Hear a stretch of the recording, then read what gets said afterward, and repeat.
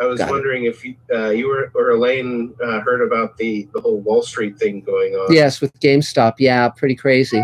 Yeah. Pretty crazy. So, yep. Definitely looking forward to a Mr. Politics on that one. Yeah, well, there's so much to talk about.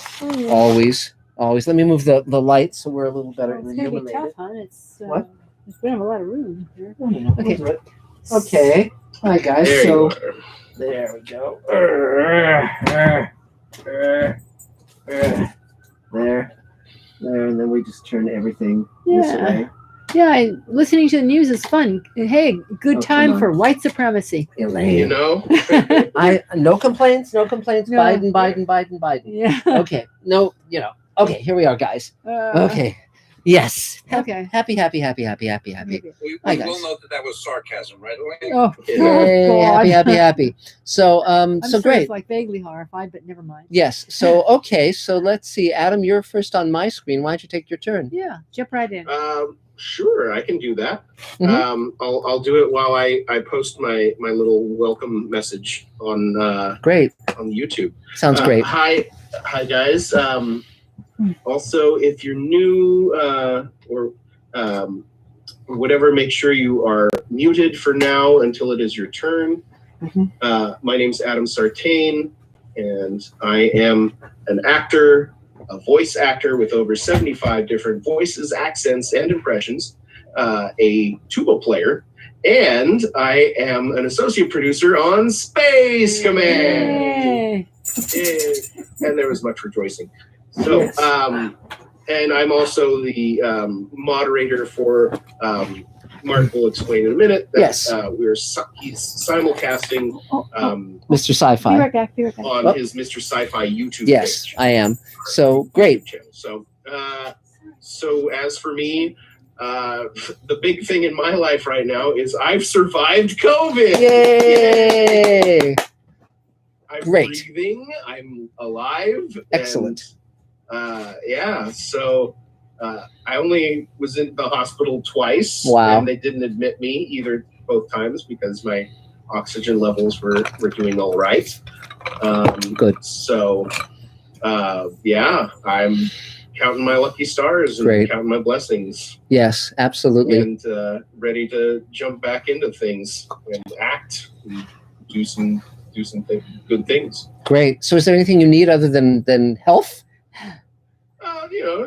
Any auditions that are out there, I'm happy to do. Well, things are starting up again. I mean, it's slow. It's a slow ramp up, but people are starting to see, hope, and that's a good thing. So, did they give you anything that you have to do to keep your lungs good and stuff like that? Not really. Oh, okay. Yeah. Well, good. Well, it's good to have you with us, Adam. There's a lot of advice out there that I've been keeping with. So, but yeah. Yes. Okay. Yes. And of course, some of you know that we lost our dear friend Mira Furlan last week. She was one of our stars in Space Command. She starred in Babylon 5, which I wrote for. And oddly enough, it wasn't COVID that got her. It was West Nile virus in Hollywood, in the Hollywood Hills. Terrible.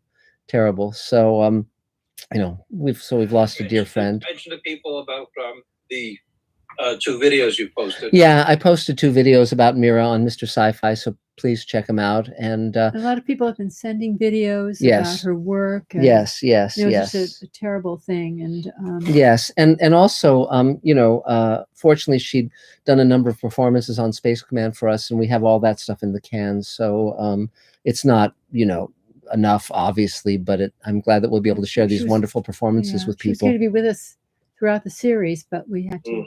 Yeah. What a shame. So Adam, anything else you need? Nothing else for me. Okay, yay, Adam Sartain. So is there a Mr. Sci-Fi question yet, Adam?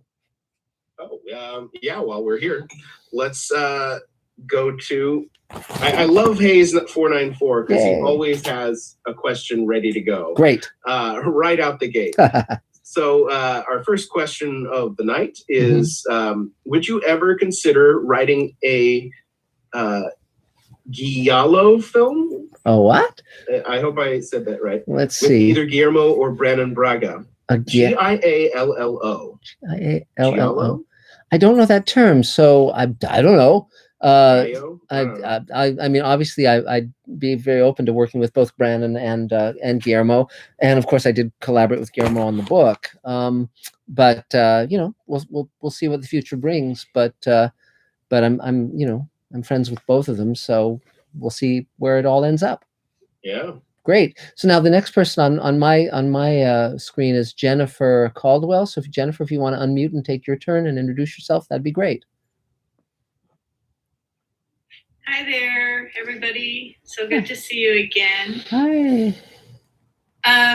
Well, my name is Jennifer H. Caldwell is my SAG name, Mhm. and I'm an actor. I also do have a screenplay that needs rewrites. Mhm.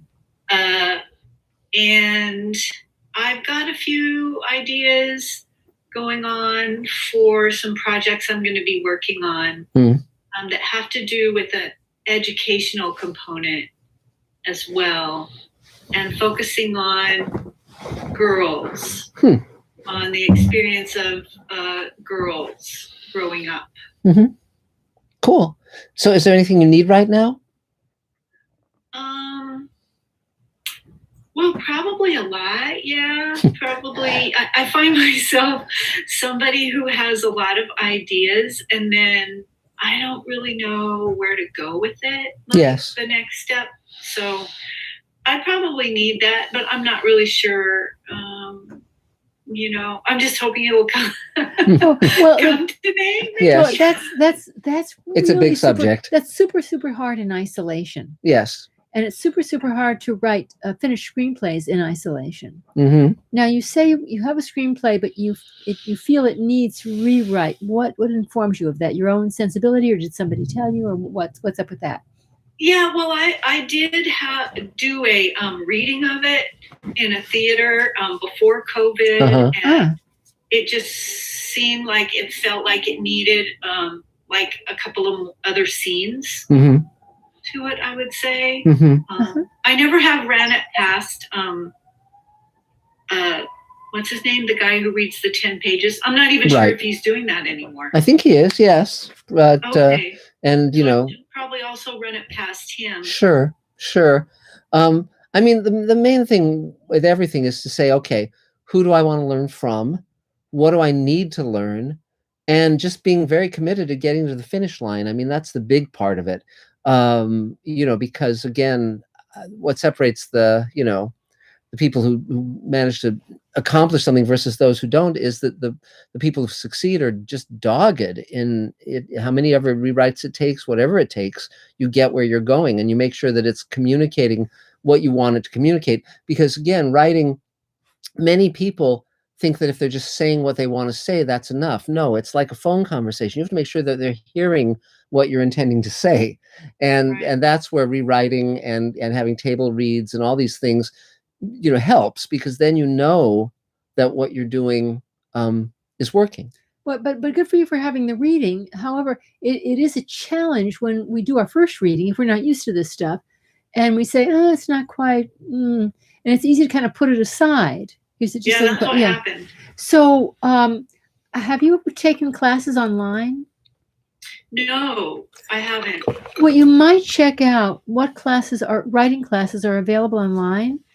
Anything you can afford. And if it's not about like learning how to write, but about finishing a script, and then see if anybody who's teaching them is someone who is actually writing, who's an actual writer, specifically a writer that you admire, and see if you can get a class online where you send in your thing and you would actually have deadlines and have to take it through the next draft and the next draft, right? It usually, a screenplay is a really difficult animal. But I mean, ultimately rewarding, but a very hard go, especially your first one, to finish it, because you can go, So if you don't have a writing group available, and those are tough because you have to have professional level writers, check and see if there's anybody online who has actually written something that you liked, and see about enrolling in that class. Then, if you find a writer that you like who is teaching, if you can enroll in more than one class, that's great, because usually somebody who's writing you like will not be a good teacher. They'll be a good writer, but not a good teacher. You won't feel supported, or the message won't feel clear. But then you'll find someone who likes to write and also loves to teach and help you mold your script. Because one of the most important things when somebody is helping you is that they find out what you want to write, Right. not what they would write or how they would write. So sometimes it's good if you can have like a friend that you can, well, eventually you can meet up. I mean, the restaurants are opening on Friday, but that you can either meet up with or meet online, have them read the piece and tell them what it is you really wanted to say, and let them ask questions. They've read it. They'll ask questions. They'll say, well, why did this person do that? Or why did they do it twice? Or I didn't understand quite this. And so it's all a question of them not telling you something, but asking things that really helps a voice outside of our head sometimes really helps us become reinvigorated. So the main thing is to get out of the box of your own brain. And again, after that first read through, ask your own questions, and then remind yourself by telling somebody why you wrote it. Remind yourself why you wrote it. Why it was and important. this is a friend, just a friend, not necessarily a professional writer. Right. Just a friend who kind of shares and understands what you're trying to say. Just a friend. I mean, ultimately, a class it's been helpful to us when we were just starting out, but it's just the discipline of somebody else, the feedback, right? Right. But just a friend, and say, this is why I wrote it. This is what I was hoping to achieve. Where did you get lost, or where did you become disconnected to the character? But then you remind yourself, because often we get tired because we're having to deal with theme, we're having to deal with character, we're having to deal with pacing, and plotting, and we get tired and we forget, oh yes, it was really important for me to share this.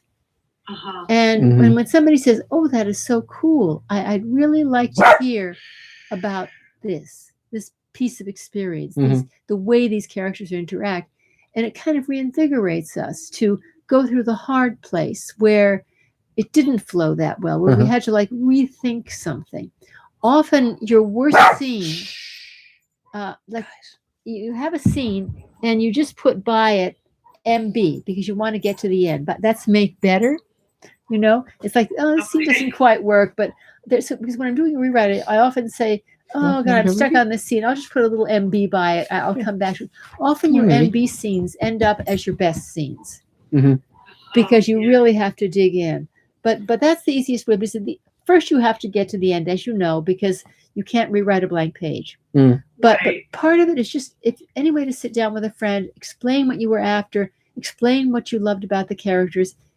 Remind yourself of where your heart lay after you do all the hard tech stuff of getting the plot to make sense and getting the theme consistent, where you just remind yourself of why it meant something to you, what you were going to share, what you wanted, how you wanted, what you want when the curtains came down and the lights came up in the theater, if we ever go back to them, what you wanted your audience to be thinking and feeling.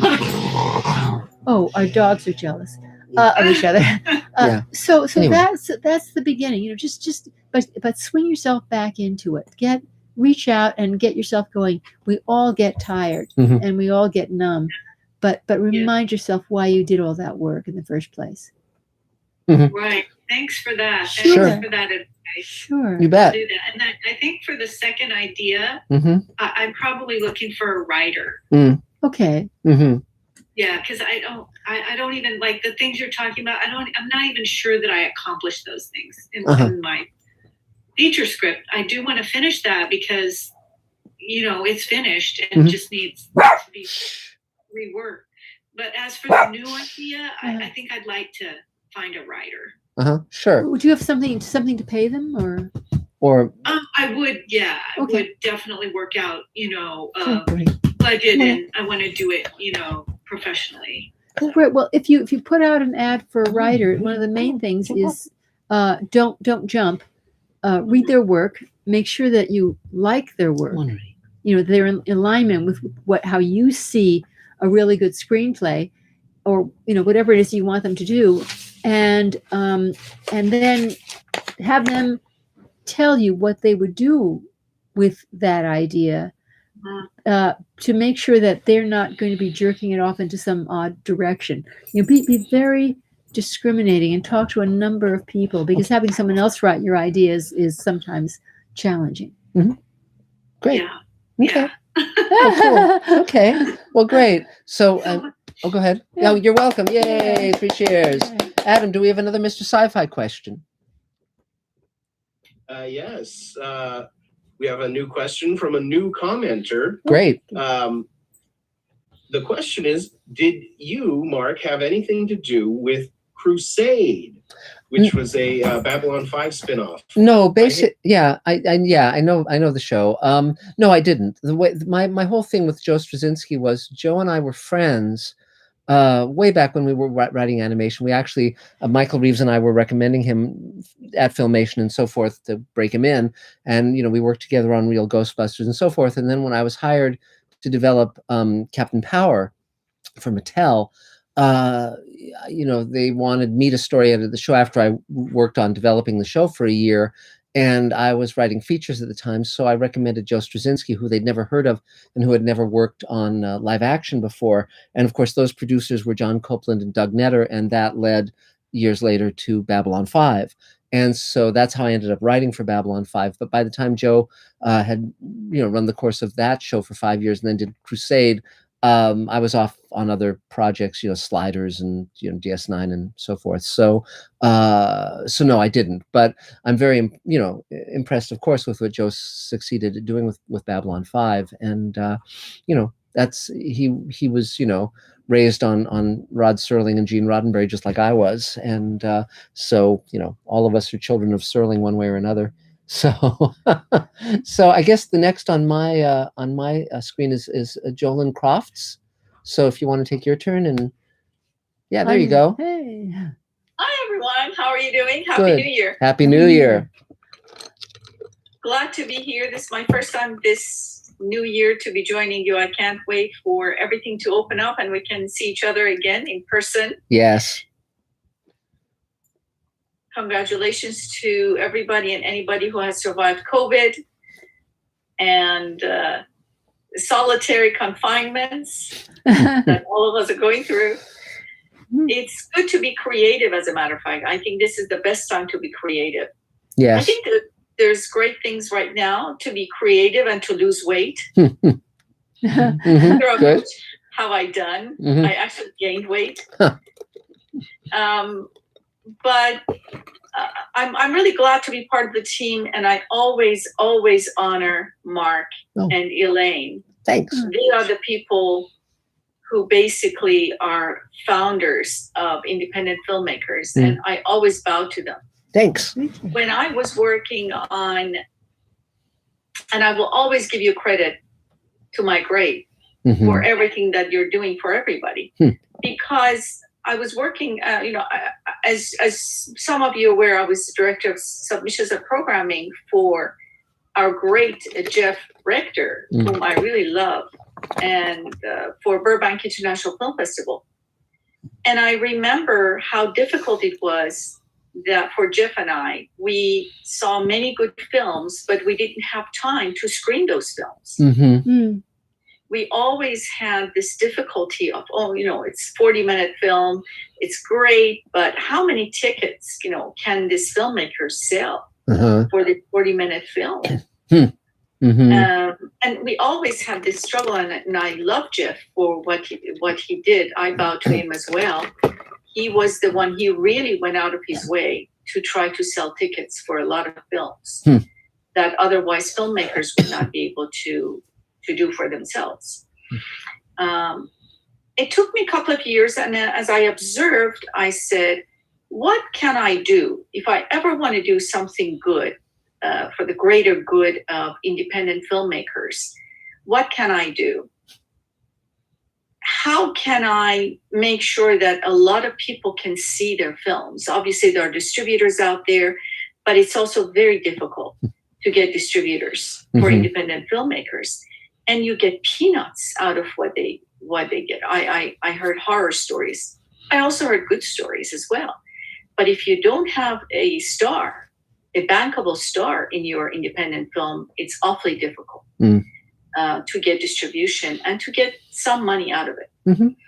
And I shared my idea with a couple of people. Finally, a person stepped forward and said, I like your idea. I think it's something that, we can help independent filmmakers. Basically, we started what's called the FlickFest, and I'm going to put that in the chat. Mm-hmm. So check out the FlickFest.com. It's primarily for independent filmmakers. We stream anything from 3 minutes to, 3 hours. Mm-hmm. And of course, it has to be of a quality that's good enough. I tell you, I started sending out emails for about a month. Mm-hmm. First month, we are getting a lot of good films, but about 20% of films, it's just not a quality that we can stream. Mm. But most of them are absolutely fantastic films, very good films. I want to help independent filmmakers because I've been on the sets and I saw they put their last dime. They lose sleep. I really have felt the pain of what they do. Mm. So hopefully this will be my contribution to independent filmmakers. What we do is we stream your films. Just check out, I put it in chat, the FlickFest.com. We stream your films and submission is free. Wow. If it has certain qualities, we also accept music videos. I'm now hunting for good music videos. We don't have enough of those. And we haven't launched it yet. We don't have any paid members. We have some people that they watch the films to make sure quality and everything goes through very well. But we haven't really opened it up yet to public. And what we're going to do in the next couple of months, hopefully in March, is that we're going to have series of Zoom links probably once a month to interview one of the filmmakers. Mm. Each month we will interview one of them, and then we invite all the members and filmmakers to we probably will stream their films first, and then we will have a Q&A with them on Zoom. Mm-hmm. And we will just introduce them. We put a showcase. We showcase the creative work of filmmakers. And I am in talks with some production companies and some other companies to come and actually watch the films of these filmmakers. Great. Because I think it's good when you go out and we try to basically secretly market all these films. Mm-hmm. And say, hey, watch this film. Would you like to work with this, filmmaker, director, or actress, or producer? We have some other things coming up. We provide cash prizes. We started a contest. The deadline is March 15, 2021, for best film.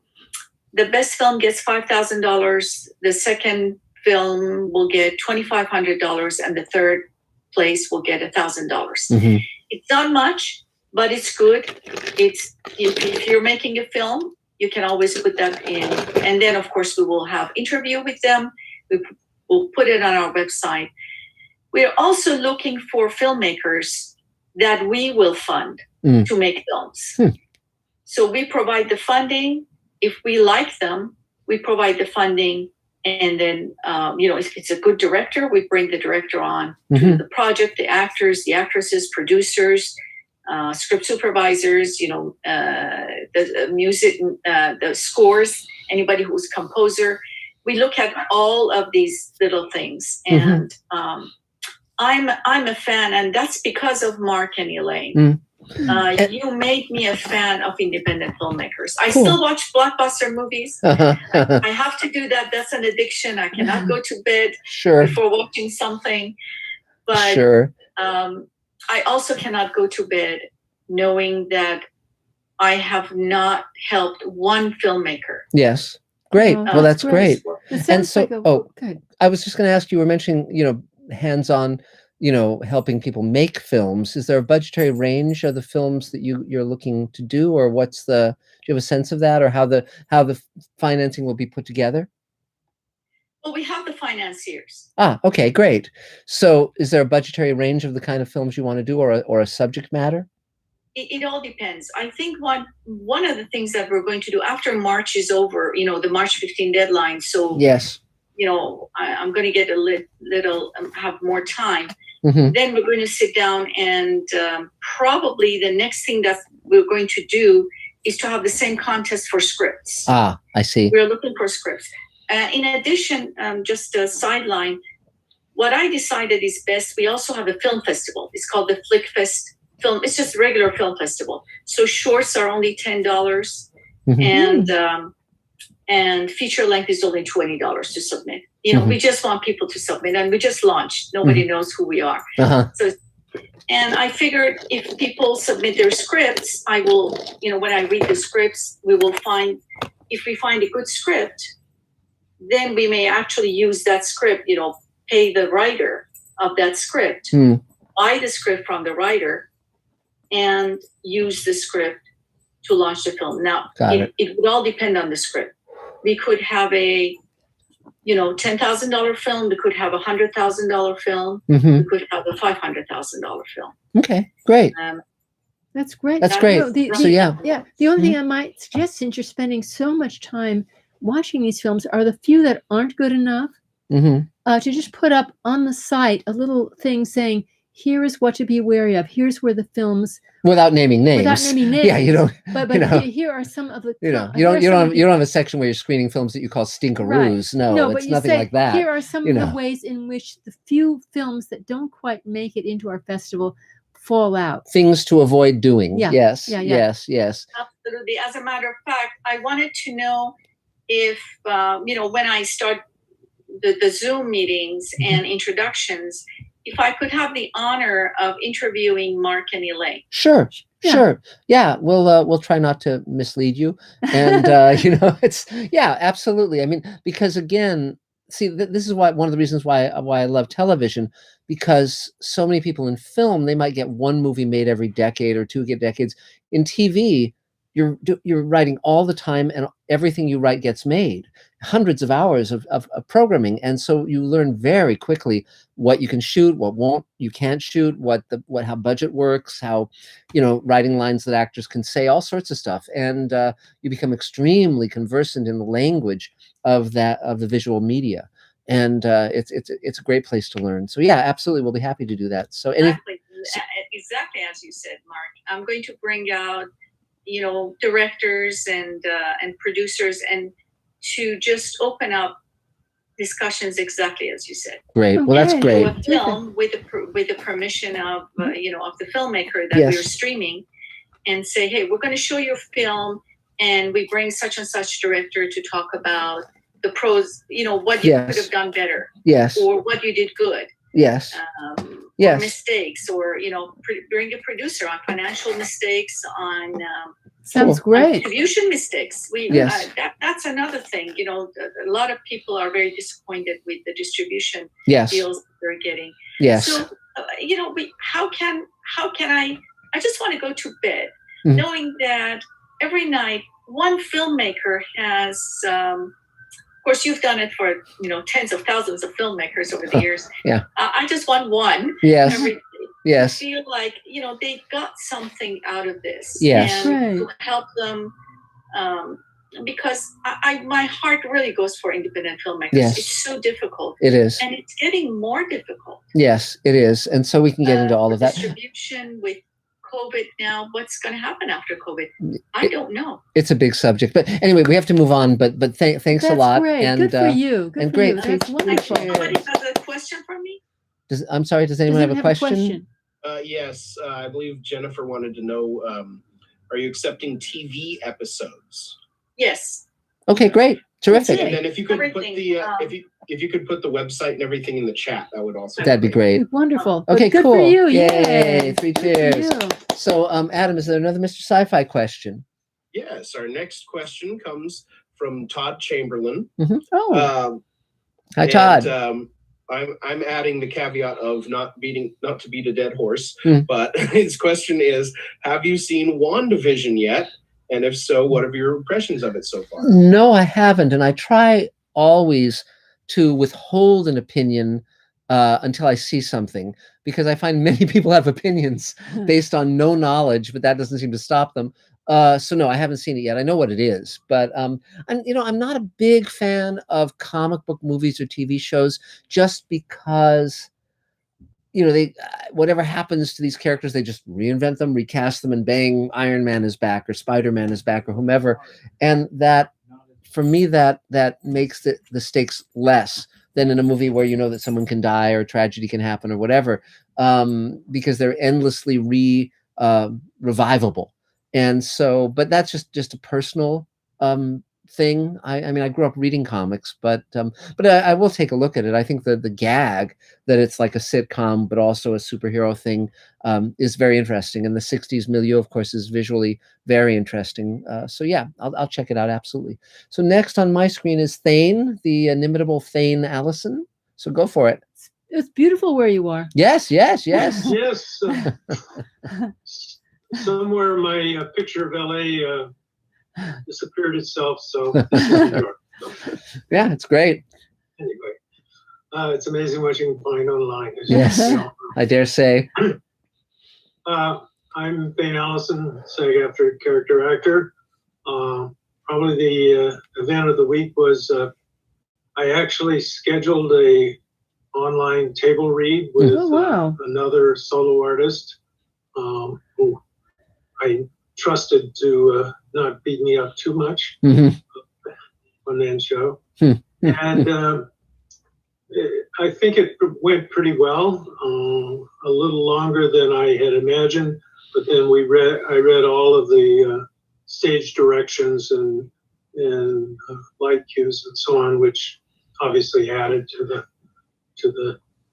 my goal is 65 minutes and it was around 72 or 73. Mhm. And I've been thinking about the phrase, be prepared to kill your babies. Mhm. There may be one scene that has to go, just to bring it within the preferred 65 minutes. Mhm.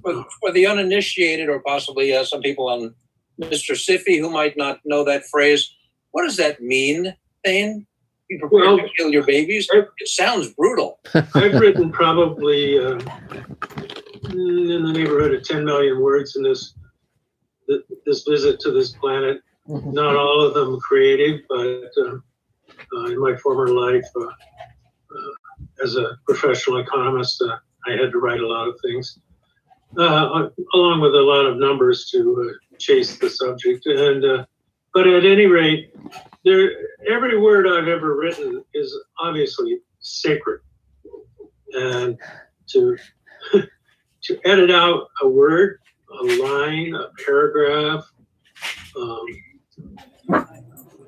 in this case is always Guys. is always painful to the writer, the creator. And I've got a whole file of things that I've written that I've had to take out of the current document or whatever and save it for another time because I'm so smart, right? So that's the real task. And as Elaine has said many times, the real writing comes when you rewrite. And this solo show has been rewritten several times in several different ways. It originally started as a one-page poem and grew into now a 65, 70-minute solo show. Huh. I think there's 28 characters, 28 different voices. Great. All played by me. Huh. So that's what I've Wow. been working on, along with a variety of other odds and ends. I took on a little consulting project for a buddy of mine who's stuck on the border of Maine and Canada, helping a hospital get financially fit. And so I've been working on that, and been trying to come up with some ideas for a couple of props for David Bartlett for Space Command. Tried one that didn't work, but that's sort of like writing. You try it, and if it doesn't work, you... That's not quite true. It was a very interesting concept. He was trying to build a jetpack out of kitty litter bottles. Well, there you go. There you go. That's pretty good. Yeah. But I was thinking of the black case. Oh, right. Yeah. He was trying to paint black on cardboard boxes to make them look like suitcases, and that was a valiant effort. Yes, a valiant effort. Now, in terms of a jetpack made from kitty litter boxes, I mean, what would be very interesting would be that the way it achieves forward thrust is by shooting cats out the bottom of it. So, the feline drive. I've never seen that anywhere, and it would certainly For all just. the dog lovers out there. Yeah. Meow, meow, meow.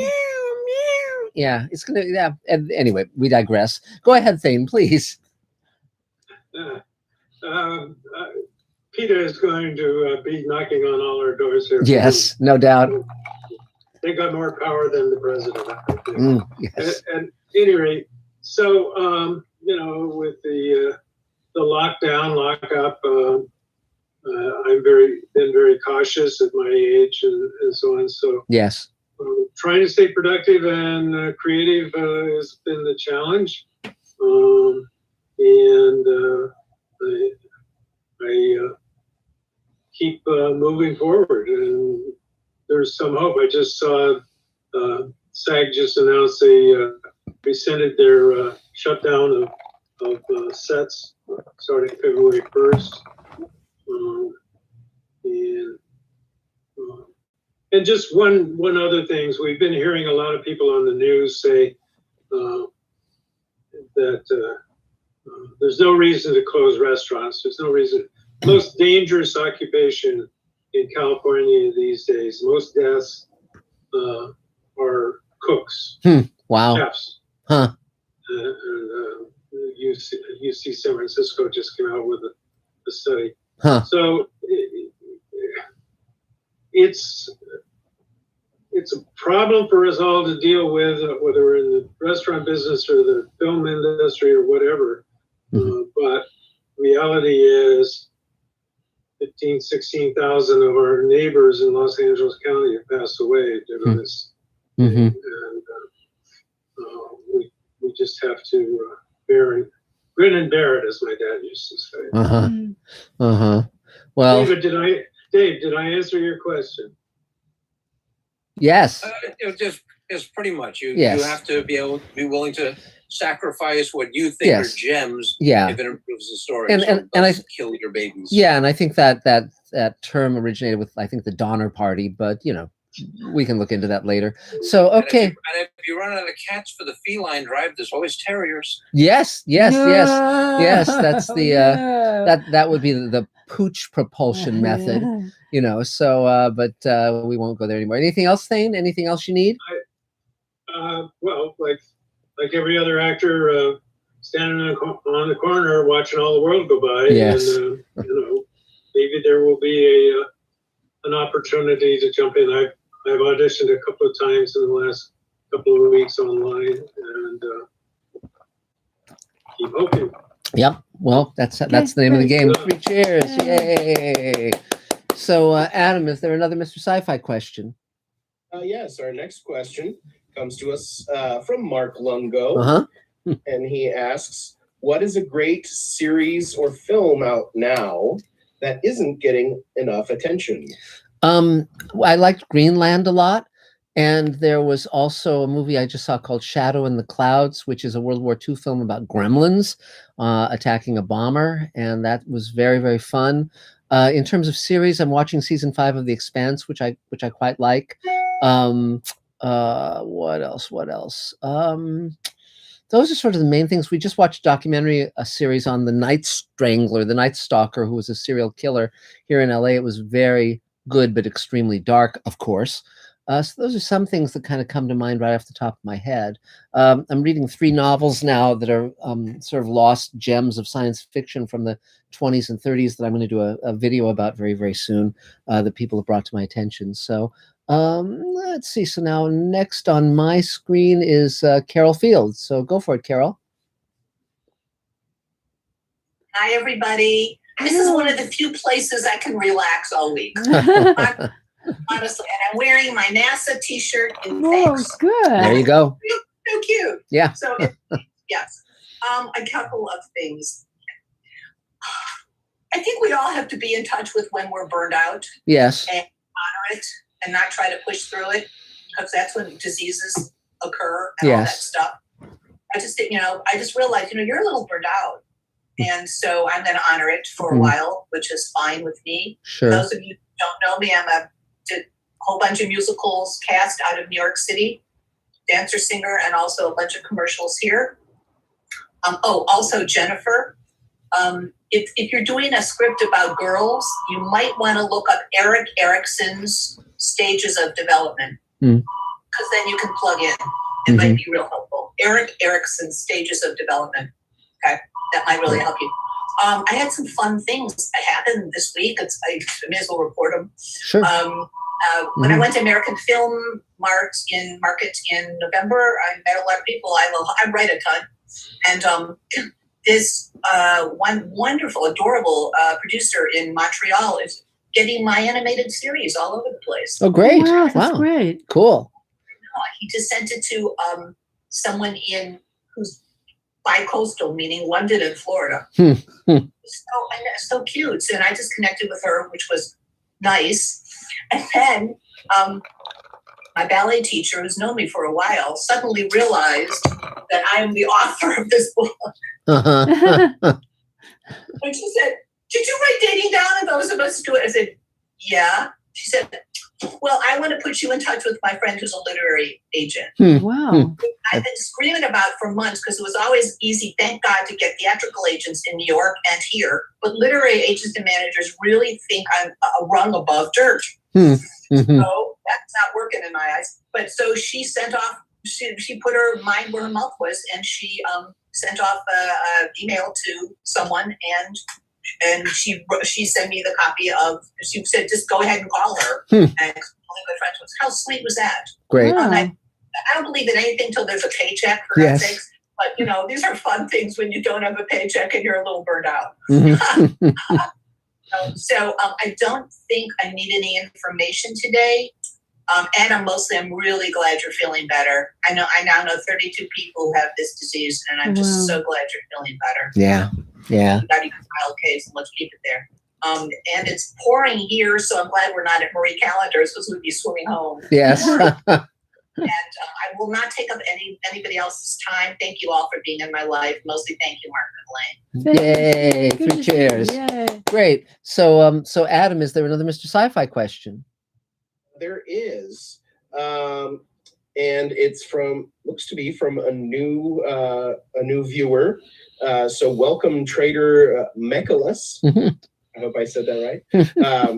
And the question is, have you talked to the group that runs the Dust YouTube channel, or are you already involved with them? Yes. Loads of talented sci-fi folks there. Yeah, we met with them, and they felt that Space Command really wasn't sort of their brand, because they're doing things that are sort of like more in the modern swing of things, and we have a slightly retro feel deliberately.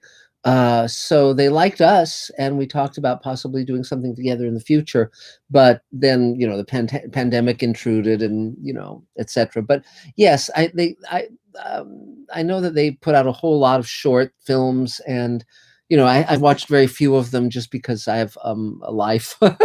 But I think they're doing good work as far as I can tell, and they were nice people, certainly. So, so that's the answer to that. So. Now, I guess Dishley, you were there fairly early. Why don't we take you next? Hi, hello. Uh-oh. We're getting feedback. So my name is Dishley. Sorry. Oh, Can you hear me? Yeah. Uh-huh. Yeah. Okay, awesome. So my name is Lathe. Nice to meet you all. It's my first time at the table, and I'm really excited. So I'm originally from Turkey. I've been living in LA for 7 years. Mhm. I did my undergrad in acting, and I did my master's in filmmaking with a focus in directing. Mhm. So I'm a writer-director. So far, I've directed 5 short films and a commercial. Great. And Wow. I would love to do more and direct more and create more and just work on projects and stuff like that. And Space Command. Great. Yeah, I right now work as David Bartlett's assistant at Space Command. I love it here. Great. Great. So is there anything you need? So far, There's your phone. so what do I need? Mhm. Right now, I am on the writing stage of a web series with a friend of mine. So right now we're like just working on the script and getting it together, and hopefully in the next couple months we're gonna start shooting. Great. Great.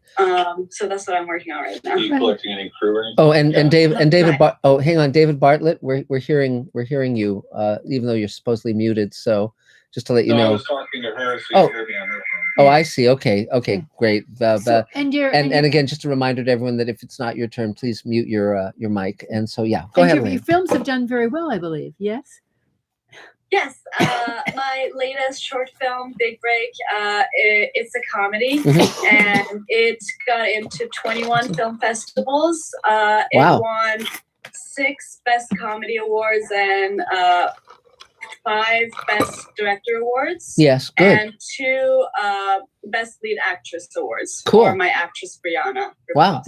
That's great. Yeah, always be sure to throw that in when you mention that you're doing shorts. Yeah, that you're Yes. winning all these awards. Yeah, but the so is your main focus comedy, or what's your That's my favorite genre to write personally. Yes. I really like doing comedy, like satire and stuff. Yeah. So.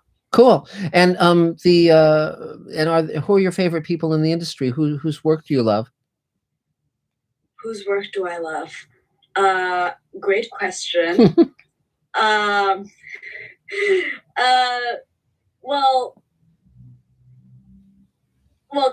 Like in comedy, you mean? Or whatever. Let me explain why I'm asking the question. There's a ton more television being made than film. And so as a result, you should be entering all the TV writing fellowships, all the TV directing fellowships. You'd be a natural. And in comedy, so in other words, so if you're looking at people whose work you admire, it might be Rachel Bloom, it might be whomever, but they're all sitting at home going crazy as well. And so being very, like, I always urge people to do a list of 50 to 100 people who are doing the work they most admire in film and TV, and then reaching out to them to see if they'll mentor you or advise you. Because even if you only get 2 or 3 of them saying yes out of 100, that's an enormous win, because they can guide you, they can open doors, they can do all sorts of things. And so that I would, and particularly if your work is winning awards, like the Nobel Prize in short film or whatever, it's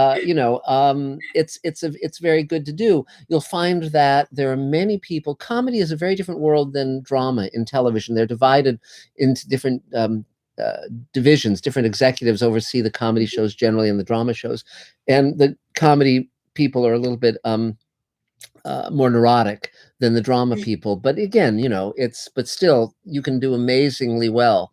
And now there's a very strong drive to have more female voices and more female writers and directors and so forth in television. And so I would urge you to pursue that. Now, I don't know, since you put together your own stuff, I don't know if the Producers Guild still has mentorships, but when they did have mentorships, they were quite serious. You could get They do. Yeah. you get connected with a really strong producer. So if you know, that is also something that you could look into, because you've been producing your own stuff, and then you could be mentored by some. Part of it would be the mentorship, but a lot of it would be just those connections, people they could introduce you to. Yes. So, DJ, where can we see your work? I can send you guys my email and my website, so you guys have those links. Great. The chat. Great. Yeah, And then I'll send it from the chat. Yeah, and then also I'm sure David has told you about the table email, where you can reach out to several thousand people. It's a very powerful tool, and you can send a link to your work, and people can watch it. So that can be very, very helpful. I'll do that. Yes, Okay, great. yes, and but I would urge you to make a list of the people whose work you most admire, and that can be writers, directors, actors, producers.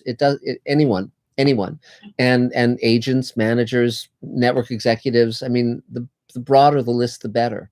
And Because it is a town of town of relationships.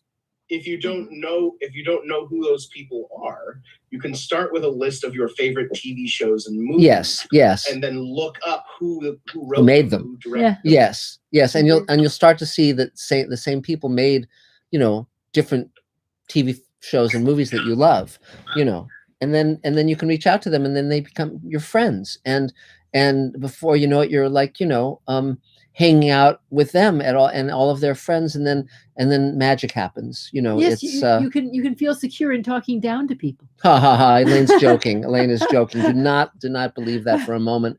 But but television is extremely lucrative, and like entry level salary for a writer is like $200,000 a year, and so and a showrunner is easily earning $1 million to $2 million a year on a show they created. So, and yes, go ahead. I heard a voice. What does a showrunner do exactly? A showrunner, there's two different jobs on any TV show. One is the runner, and the other is the showrunner. You want to be the showrunner rather than the runner. The runner is the person who brings coffee and maybe bagels.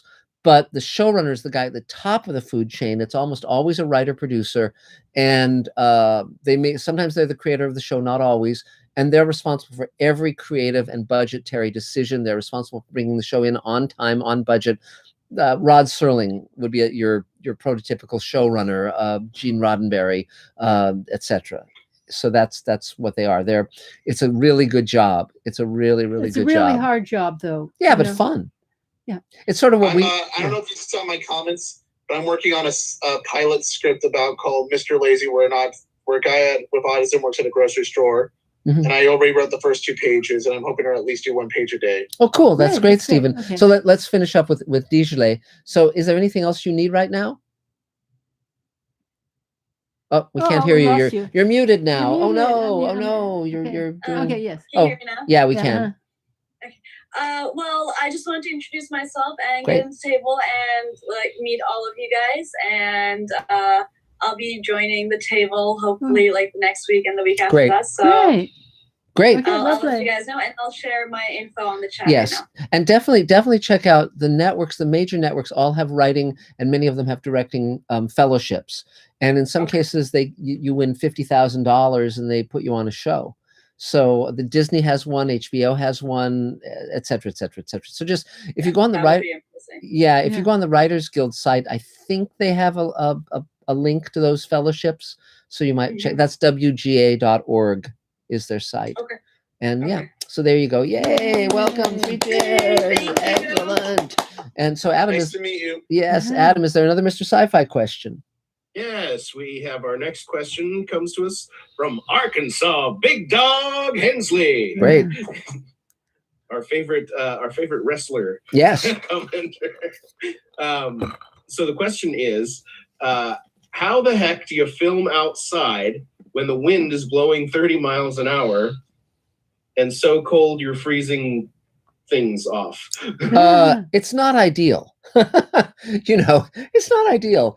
Often, if one is crazy enough to shoot in that kind of situation, you have to do what's called ADR, which means you have to re-record all the dialogue because the wind is just impossible. And it's a very good idea when you're writing to think about what it's going to be like to shoot what you're writing. Because if it's in the rain, if it's all night shoots, if it's during a blizzard, if it's like in water, like underwater or something, I mean, it can be pretty miserable shooting it. And that doesn't mean not to do it. But, the lovely thing about doing science fiction on spaceships is you get to stay dry and you get to control the environment. But, but again, I mean, people have shot movies almost everywhere under every circumstance.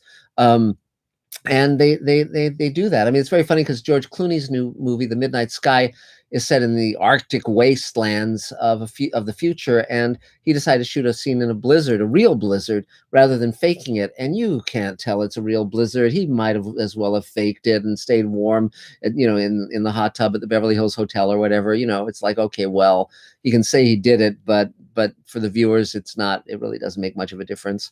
So anyway, that's just my opinion. So let's see. On my screen, the next people it's Tara. So if you want to take your turn, that'd be great.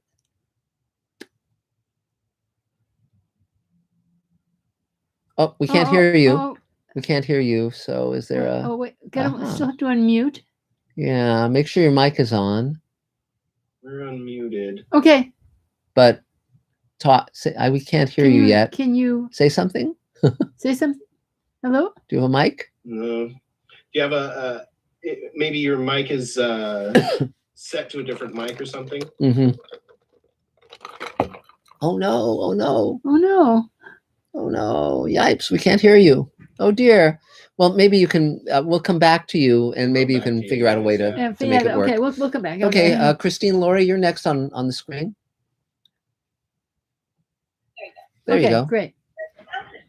Yeah. Hi, I'm Christine Laurie. Yeah. I have been a table member for, I think, 4 years. Mm-hmm. Wow. When I first got here, I was like, I don't know what I want to do. And so Mark suggested, well, try doing different things on different projects. And so I've done a lot of gathering titles and reading IMDb credits and came to the conclusion that I like behind the scenes. I'm comfortable there. I like helping other people with their projects, and so the current job title that I am seeking, the next gig would be personal assistant to someone in entertainment industry. Yay, I know what I'm doing. And then Angelique Scott, a table member extraordinaire, she suggested that I go ahead and join social media. So I joined LinkedIn, and I connected with someone who lives in Florida, of all places, and is Facebook friends with Mark Zicrees. Like, how does that happen? The world is so small. How funny. At any rate, it's just been a really interesting adventure, 2020, 2021, as we move through different things. And I'm always thankful for the table. I don't have an ask, and I just wanted to share how supportive this group is. If you have a great week, then come tell us about it, because we need to hear that. And if you've had a very challenging week, come tell us, because we can support you through that. And so that's what I have to say. Mm-hmm. Great. 3 cheers. Yay. Okay. So, Adam, is there another Mr. Sci-Fi question? Yes. We have a question. Our next question is from Bruce Moore. And he asks, do you recommend Black Mirror? It's a dark show, and I think it's of good quality, but I can't watch many of them in one sitting, because I would just take a bath with the toaster. It's just too depressing. And so there was one episode about a lesbian romance that was actually more upbeat, and it was very, very good. But yeah, it's a good show. It's a good show, and but I just can't watch it too often without spiraling into depression. But I think it's well done. Absolutely, very, very good. So let's see. Next, Nick Repetto, you're next on my screen. Go for it. Hi, everybody. Nick Repetto here. Composer, as you can tell from the little rename thing. I've been kind of busy. I also brought in a friend of mine, a director who I worked with, Mark Rabinowski, who's down there. Great. Well, down there on my screen. His first time. we worked. I scored his film Bound, which I sent an email cool. to everybody. It got accepted. It's playing on Film Shortage, and it's got great reviews. We got a 4-star review from UK Film Review. So great! Really well. Wow! And then I'll let Mark Congratulations! chat about it more. Cool. More music side. I recorded the score during in quarantine here in my little studio with the fiddle and some other cool stuff. It's a movie. It deals with loneliness and being trapped, and it's about a lady who holds a dark secret in her basement. So I'll let Mark chime in on that when it's his turn. Also scored Invisible Brown Man, which is a short film about tokenism in movies. It's about an Indian man who has to act like the white guy to get known, at least. And it's a funny satirical film on that subject. And they'll premiere on YouTube on February 12th. Also worked on a feature film called The Reunion through another table member named Dave Rosenberg through the email list. We connected and recorded his score overseas in Budapest, and all done again remotely through the internet. And we're aiming for Tribeca for that one. But we had a screening, and it received a very warm reception. So we're really excited about the opportunity for that. So without the table email, it would have been impossible. So thank you, Mark, for that. Of course. And then currently working on a non-political political documentary about the value system we all share or we don't. So that's started working on the music for that already. And the next few items I have are a fantasy feature film, which is a cross between like Harry Potter and Princess Bride, which should be interesting. And that's about it. So I'll be probably be busy for the next until I get my first dose of vaccine, hopefully in June. Okay. I will. I do have an offer for table members. If you have a film and you need that's how I connected with Dave. If you need a score, I can send you up to like 2 minutes of on-spec score for free. Just let me know, and then I can score that scene for you. And then to see if we're a fit or not. Sometimes that's the best way I've done to gauge interest. Because starting a relationship with a filmmaker is like dating. I have to get to know you, or buy you dinner. So, but I'm available to work. I always like to work, and always looking to meet new people. And hopefully, this is a great option to connect with everybody. So I love it. That's why I invited Mark. Garbanowski down there. He's gonna when it's his turn, he'll share his career. Great. Other than that, I hope everyone stays safe and healthy. I'll put my info in the chat, and then that's about it for me. Yay! 3 cheers. Excellent. So, and another Mr. Sci-Fi question, Adam? Yes, and it looks like, after that, it looks like Tara they fixed their... Oh, great. Oh, great. We'll return to them. That's after this question. Yay. Scott Great. Baker. Okay, cool. Let's see if I can navigate this. I think his question is, would humanistic ideas work as a script and to launch his idea? I'm not quite sure I understand the question. So apparently he has some ideas that he wants to get out there, and is floating the idea of turning it into a movie script. It's always tricky if you're writing a movie script or a TV script or a novel or anything, that just because you want to get an idea out, like a philosophical idea, because because it's always about getting engaged in the characters and in the story. So you really have to sort of hide your tracks.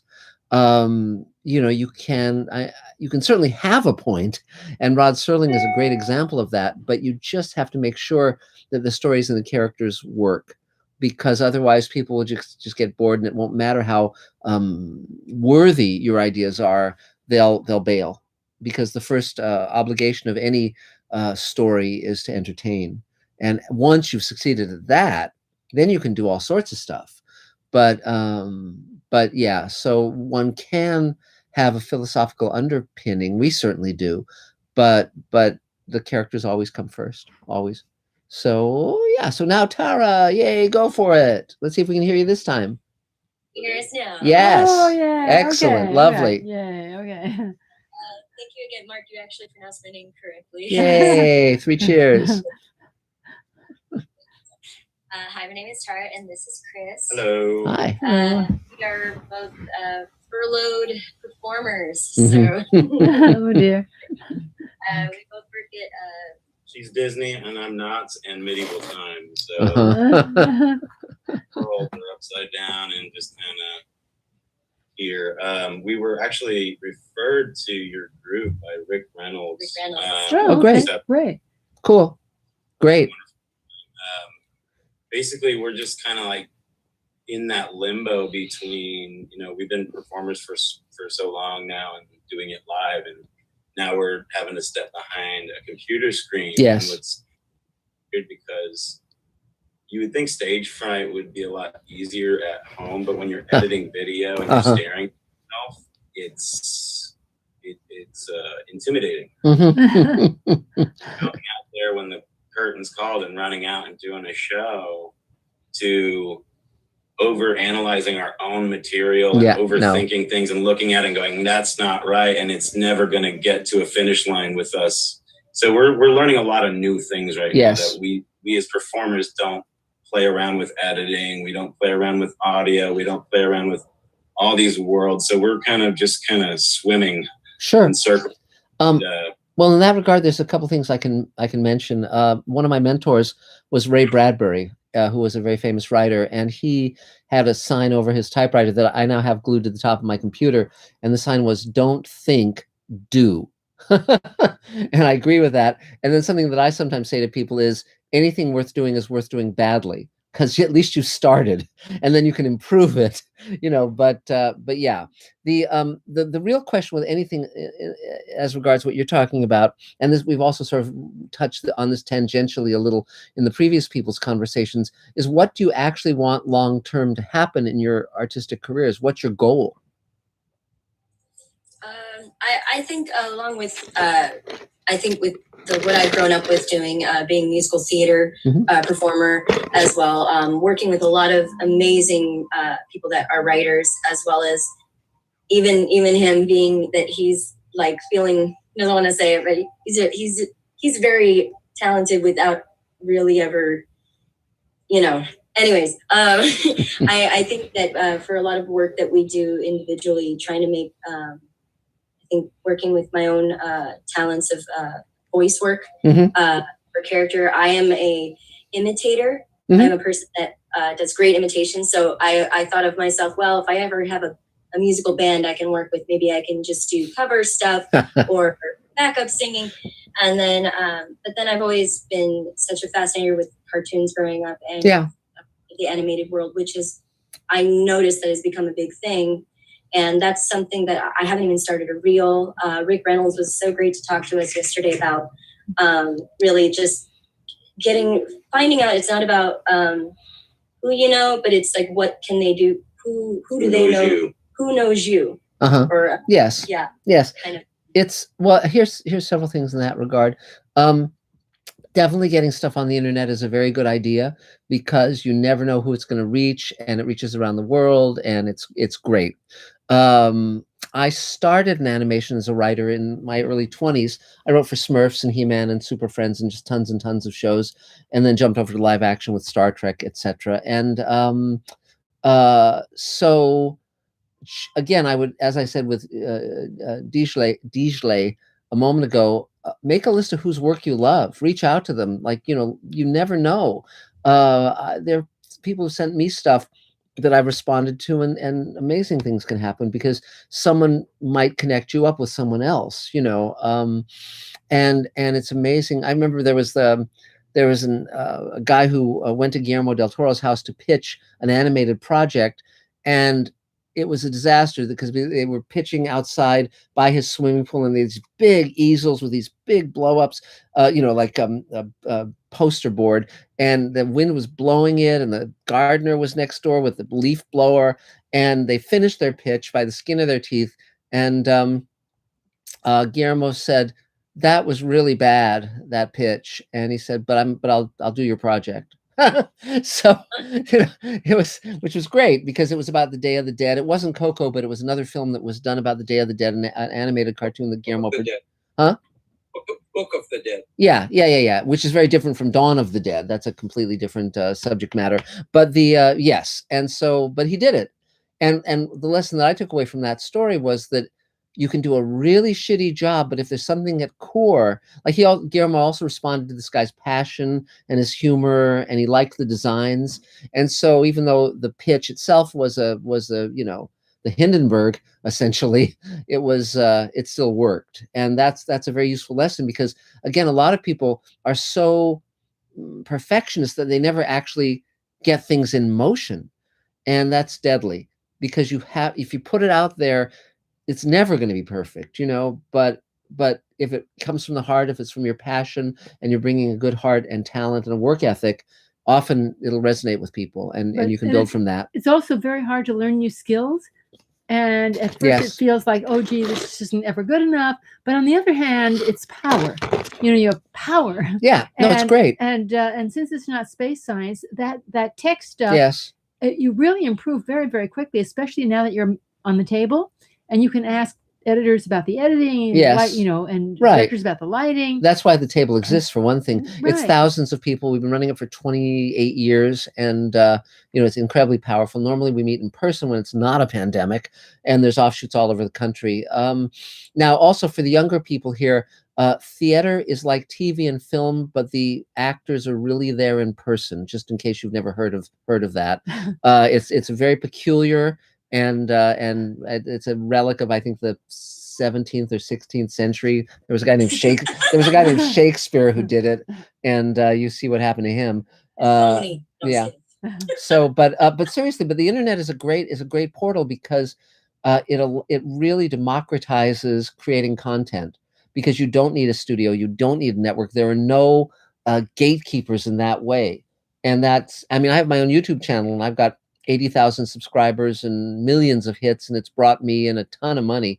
And just because I talk about science fiction and I air the content I'm making, and people respond to it. Just for clarity, that money has all gone to Space Command. Yay. Yes, it's enriched Dave Edison. So, which you can see that it's all it certainly hasn't gone into lifestyle choices. Also, things are. And let's talk about the word enriched. Yes. And also, it puts you in a different position to somebody who may ultimately buy it if they see your stuff and they like it. When you're in their office, they're uncomfortable because do I have to say yes? Do I have to say no? Right, a lot of things are picked up off the net because they're just sitting there relaxed and they enjoy you. Yes. I mean, it's amazing. It's a much better connection. Yeah. I mean, when I was coming up in television, you had to get to usually the producer level before you could even pitch pilots. And now they're buying web series, they're buying memes. I mean, they're just doing all sorts of stuff that never would have been heard of. People are getting their own series based on you name it. And that's great because there's 539 scripted comedy and drama series currently on American television. That's an enormous number. And so I would never go back to the way it was when I started in TV, when it was just 3 networks and syndication, and you had to pedal a bicycle to get the power for the television. So, so any other questions? Anything else you need? My only other one is, with this transition, we're obviously looking into our voiceover situation. It's something that we're going to be reeling and doing our reels and all that. Yeah. When you don't, like, for us, our connections are literally amusement park connections. We don't know how to go and getting a manager or not a manager, but an agent, or even getting them to hear our stuff to even be approached to, hey, yeah, we would like to. Yes. We don't know those steps, so we're just kind of right. Yeah, and it's a difference between playing an audience of 7-year-olds and actually, having someone who's going to get you gainful employment. Fortunately, once you getting onto the table. There's a table email, and David Bartlett can tell you how to get onto it. And you can send one email out that reaches all several thousand members, and that'll allow you to ask that question. Just because we have on the table many voice actors. Yes. Many, and a lot of them with real careers. Yeah. So if you just put it out and say, I'm a new voice actor, although I've been in live theater for a long time, but I'm just starting that career. Yes. Advice, ? And you'll hit an awful lot of people. And also the other thing I would mention is that when it's not a pandemic, the animation wing of the Writers Guild has monthly meetings, and those are the writer producers who are making the animated shows, and it's open to the public, and you can go and meet those people, and those are the people who often make the decisions as to who gets hired. And so that's not a bad thing. You'll find that people in animation generally are very nice, and it's not as nearly as cutthroat as live action, really not. And so, I mean, there's a friend of mine named Chris Wyatt, who he and his partner are the story editor / producers on some of the Marvel animated shows. And he's a table member and a really nice guy. And, undoubtedly, if you reached out to him, he would probably respond and at least give some advice. And, but definitely make it a point when the pandemic is over to go to the animation wing meetings once a month, because it's really you'll meet a lot of people who can be of use to you. Thank you so much. Okay. Free cheers. Yay.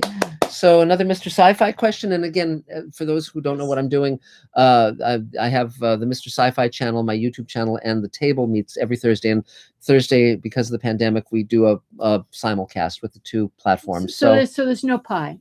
No pie, because normally we'd meet at Marie Callender's and have pie. But so is there a Mr. Sci-Fi question, Adam? Yes, and Tara, don't worry, you'll be slinging Disney stuff sooner or later, because the mouse needs to make that money. Yes. So and our next Mr. Sci-Fi question yes is from Trader Mechalus, another question from them, who says, have you heard of E.E. Doc Smith? Yes. And would you consider doing a movie series based on his Lensman series? I know of Doc Smith's work, but I haven't really read it. He wrote, many these big epic, galaxy spanning stories. And he's just one of the people, he was a little before my time. I grew up when I was a kid in the 60s and into the 70s. I was reading writers who were writing primarily in the 50s and 60s into the 70s. And so Heinlein and Asimov and Sturgeon and Harlan Ellison, all those people were my gang, whereas Doc Smith was the guy who inspired them, because he was writing earlier. So I'm sure that his material is right. It would be great for adaptation, but because I haven't gotten around to reading him in any great detail, I don't have that enthusiasm to do that. But that doesn't mean it won't happen. It just hasn't. So there you go. So let's see. Bonnie, I guess you're next on our screen. So hey, if you want to go for it. There you go. Composer, songwriter, musician. Hi, Nick, everybody. So let's see. I'm supposed to score Mike Lopez's film, and then there's another film that's still waiting from before the pandemic. So eventually, hopefully. Actually, I saw the email, so I sent that filmmaker the information that the person that was sharing about the Flickr Festival. Oh, okay. Yeah, I sent that. Oh, and it's funny because, I met Jeff Rector. I met him, I guess, originally at the table or something, but actually now for the last 6-7 years, we're neighbors. Really? Wow. We're just a few apartments apart. So it was funny one day, like, oh, we live here now too. So just working on different things, working on some music for this composer-songwriter. I'm working on some songs and things for him.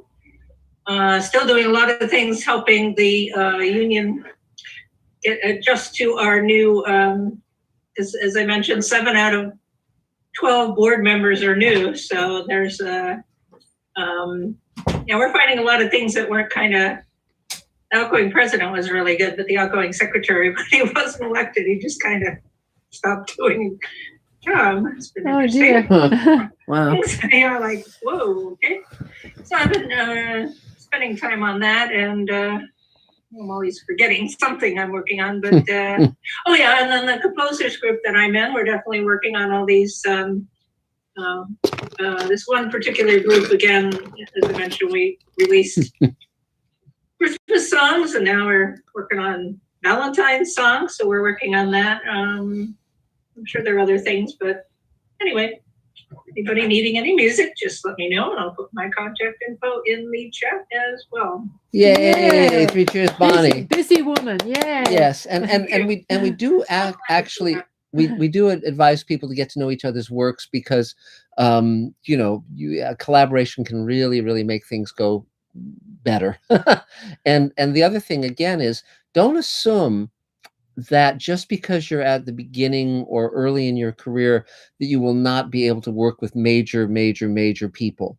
I was writing The Twilight Zone Companion when I was 21, 22 years old, interviewing all the guys who wrote and directed and produced and acted in the original Twilight Zone show. That gave me an enormous boost in my career. And so throughout my career, even from my teenage years, I've sought out the people who did the work I loved. I met them in person at places like science fiction conventions. It was invaluable. Science fiction conventions are extremely unlike most things in that you can actually meet your heroes. Science fiction is uniquely a literature where the fans become the professional writers. And so because of that bleed through, science fiction authors felt a certain obligation to go and meet with the fans and talk to them and hang out with them. They enjoyed it. And that's still the case. And it's not as true for television showrunners, though there are some that are friendly. But that allowed me to meet all of my heroes, because I noticed that the same writers were writing the TV shows and the movies and the books that I loved, Ray Bradbury and Harlan and, Matheson and so forth. And so that because I recognized that they were the ones doing the work that I loved, Rod Serling, it made it very easy to target them at conventions and get to know them. And it was a terrific learning experience. So, okay. So it's another Mr. Sci-Fi question, Adam. There is, but first we have our first super chat Yay. of the night from Gregory Krug. Yes, and it's because of your Mickey Mouse impersonation. Apparently it's because of Yes. Adam's So, Mickey Mouse impression was donation worthy. yes, the vocal stylings of Adam Sartain. Yeah. I'll just hawk impressions out on the street for. Yeah. I should give you that $5. So back to the question. Yes. I'm blushing. Bob Rich says, and shout out to Bob Rich too. He's a Hi, Bob. stand-up guy. He is, except when he's sitting down. This question is, what are practical things an actor can do to craft performances that are as poignant as possible? And what methods or practices work when an actor wants to touch an audience? That's an Elaine question. Go for it. Well, one of the most important things is don't suck. No. The mistake that some actors make in a poignant scene is that they feel sorry. The character feels sorry for themselves, and people don't like competition. And the more you feel sorry for yourself or start getting weepy immediately, we kind of withdraw. We don't feel bad for you because it's not like you're fighting it. So part of it is to remember times when you were actually in. This has to be, the more internal, the better. And the more you remember times in which you were in like circumstances and really connect with the emotion, that's great. But whenever I see an actor being immediately weepy rather than fighting it and having it come out, you sort of distance yourself from them. You like people who are struggling to be heroic against all odds. So if it is poignant, the main thing is to talk about it, let it be internalized. Don't try to have, if you know the phrase indicating, because indicating is where you, if you're supposed to be angry, you tighten your jaw and you tighten your fists and you're looking at what it would look like to be angry, rather than letting the watching eye go inside and remembering what it feels like to be angry. And that's usually a much more complicated scenario than just being angry. But to be poignant, if you simply talk about a thing and you're in the moment of talking about it, and it has nothing to do with self-pity, but simply allow yourself to feel what you feel with regard to those circumstances or those people, that's usually the most successful way of creating a poignant scene. Right. But that said, it's super important to take classes and work on your craft and learn how to do the prep work, because for two reasons. One is that when you don't go deep into character and you're in that solid character, that allows you to let go of everything you've prepped to be present in the moment. So in other words, you're building, you're doing all of that preliminary work so you can be spontaneous and present in the moment. But also, where craft is vital is if you're doing a TV show and you do a great take, but the light blew, or the dolly track, the camera didn't get you on time, or it was out of focus, and they say going again, you have to have the craft, those muscles where you can go right back into the moment. And there are many actors who cannot do that, and that's you must work. Part of it is doing the work. I played a very small role in Hedda Gabler, which was the role of Thea, who was is Henrik Ibsen. Ibsen, and that was just like a very young wife of a very unpleasant older man. Right.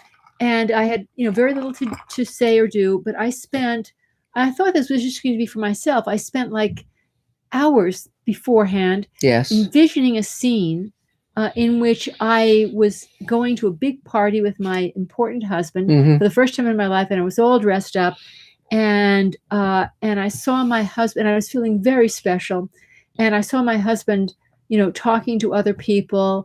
And I approached them and they kind of laughed. And then I suddenly realized that they were laughing at me. And I didn't know what to do. It's like I just felt all that shame.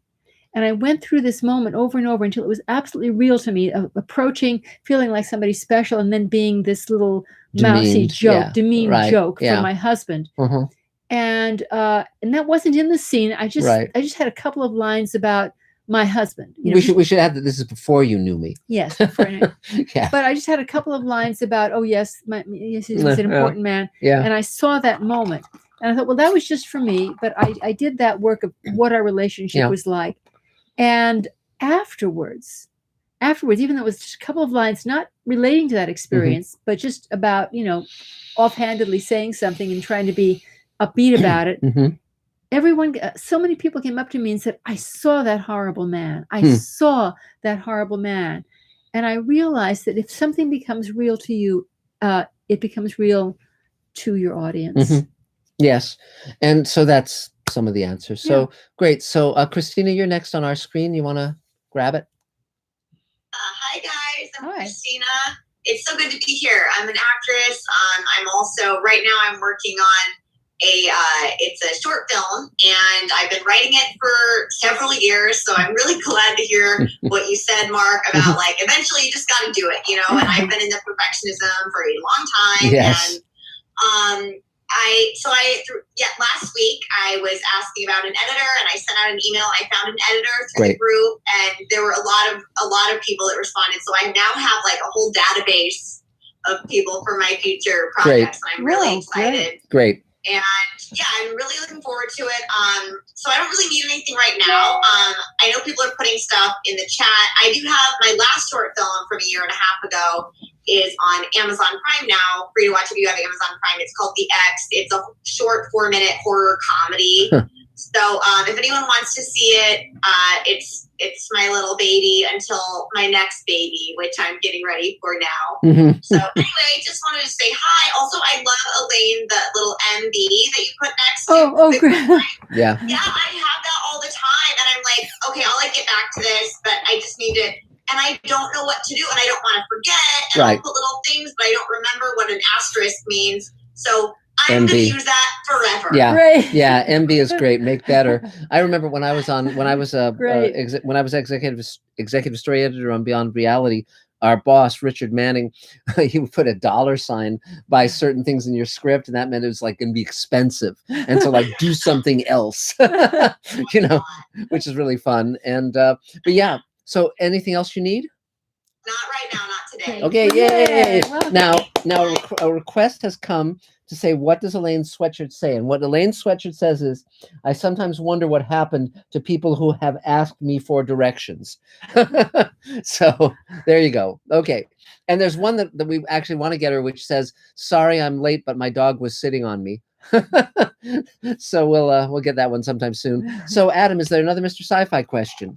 There is. There's a question from Lo-Fi Guy. Hi. And the question is, I see you've written the Twilight Zone companion. Yes, I have. I'm also a fan of the 60s, 70s BBC sci-fi series called Out of the Unknown.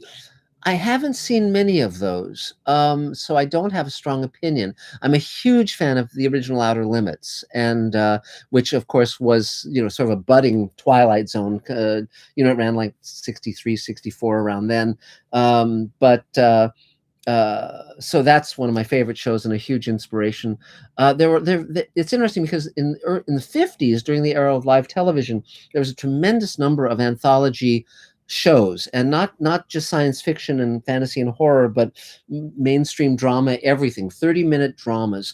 And that's, of course, what Rod Serling, learned his craft on. And so that's why he's such a master of the 30-minute script. But in more recent years, anthologies kind of were relegated to horror, fantasy, and science fiction. That may be due to the influence of Twilight Zone or other things. So there've been a number of those kind of shows, but that's one I saw it, but I really don't remember it well. I also love The Prisoner. That's one of my favorite films. I was a big fan of the Tom Baker Doctor Who at the time in the 70s. I like a lot of British stuff and watch a lot of British TV shows and movies. But though we just saw a dreadful film with Emma Thompson that don't watch that film. She plays a judge, and it was really dreary and depressing. So avoid that at all costs. Though I love Emma Thompson, I think she's terrific, and she's one of the actors who, if you want to have a trivia question, of which actors have not won Oscars for their acting but have won it for their writing, she's one of those. She won for the script of Sense and Sensibility, and that's just like Matt Damon and Ben Affleck won for the script of the teacher thing they did, so there you go. So okay, let's see. Dave Edison, you're on my screen. Go for it. Good Will Hunting, Mark. Good Will Hunting. Yes, exactly. Show off.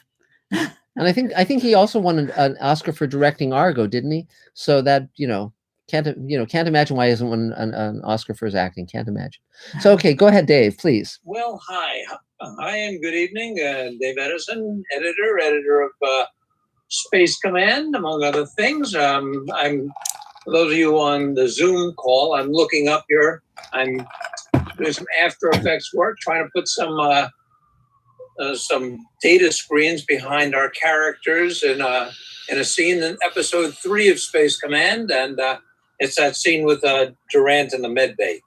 Okay. You wanted some data screens on that wall. Cool, great, terrific. Thanks, Dave. Yeah.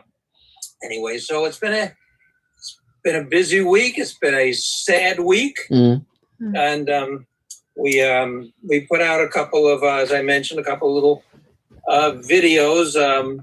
Mark sent me some intro that he did, and I added some other pieces to it. So there are 2 very nice little tribute videos up for our dearly departed Mira Furlan.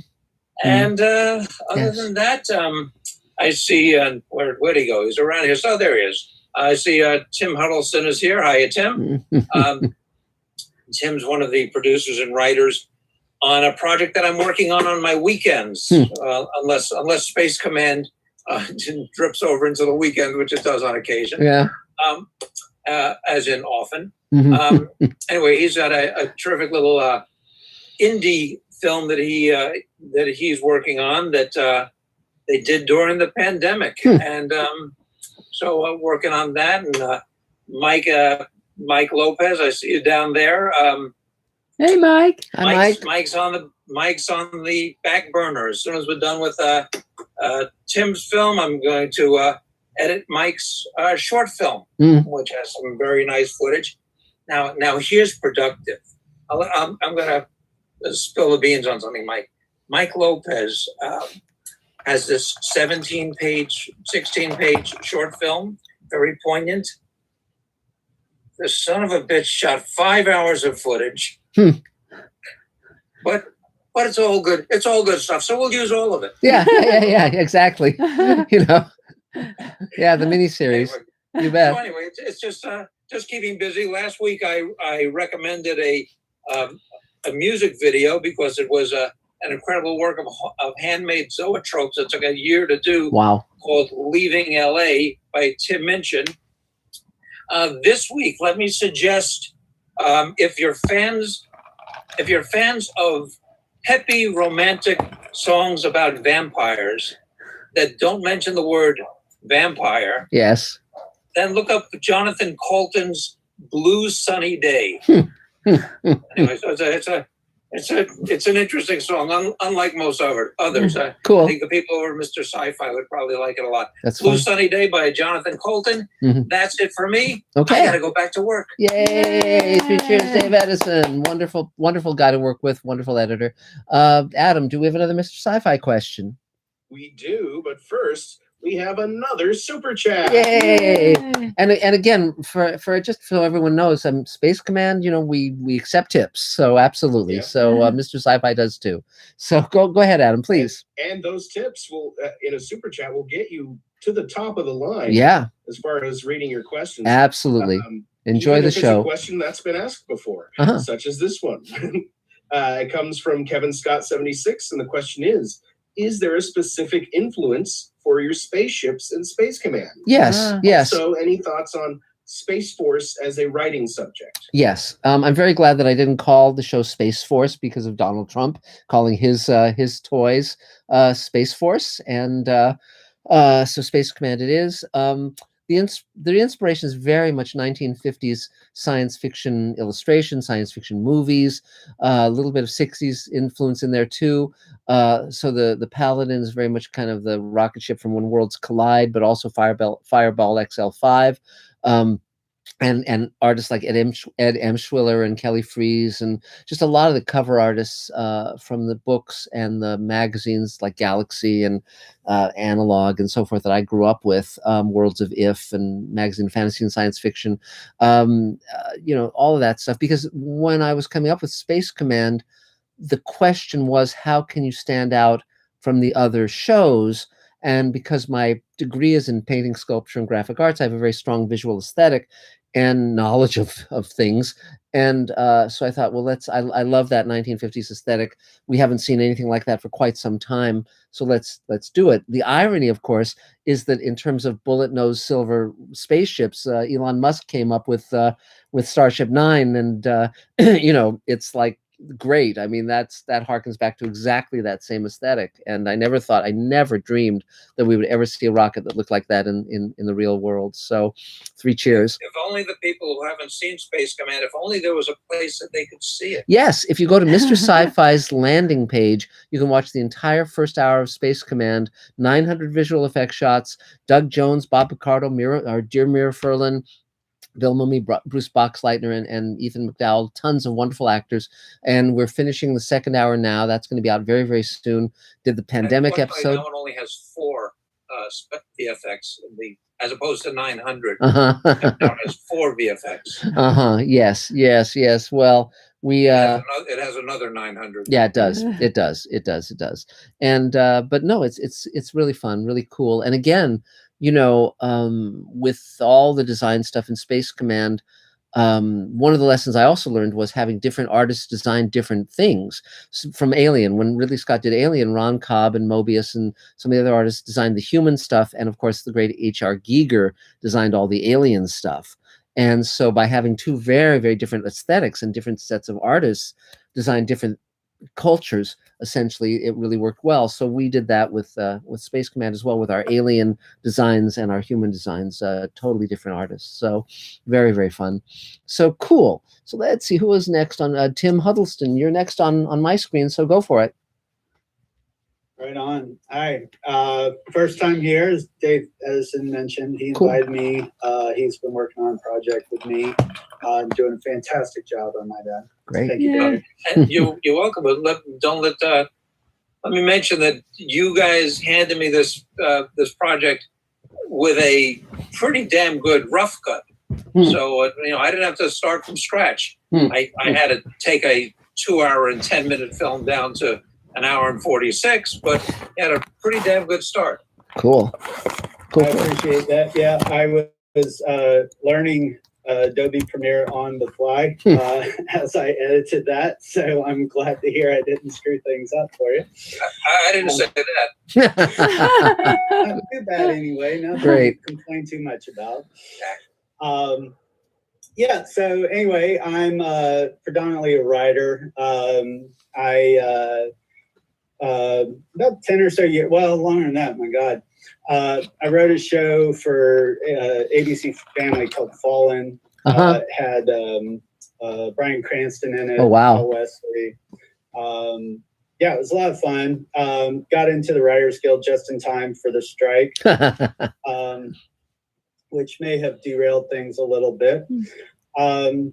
Spent some years bouncing around inside and outside the industry, various things. About 5-6 years ago, I got more back into, I guess, kind of started back at the beginning again, went into down and dirty indie film. And so my partner, Laura, was actually here last week. And so I apologize if I'm repeating anything, but she and I were ready to go on a feature. We were taking out,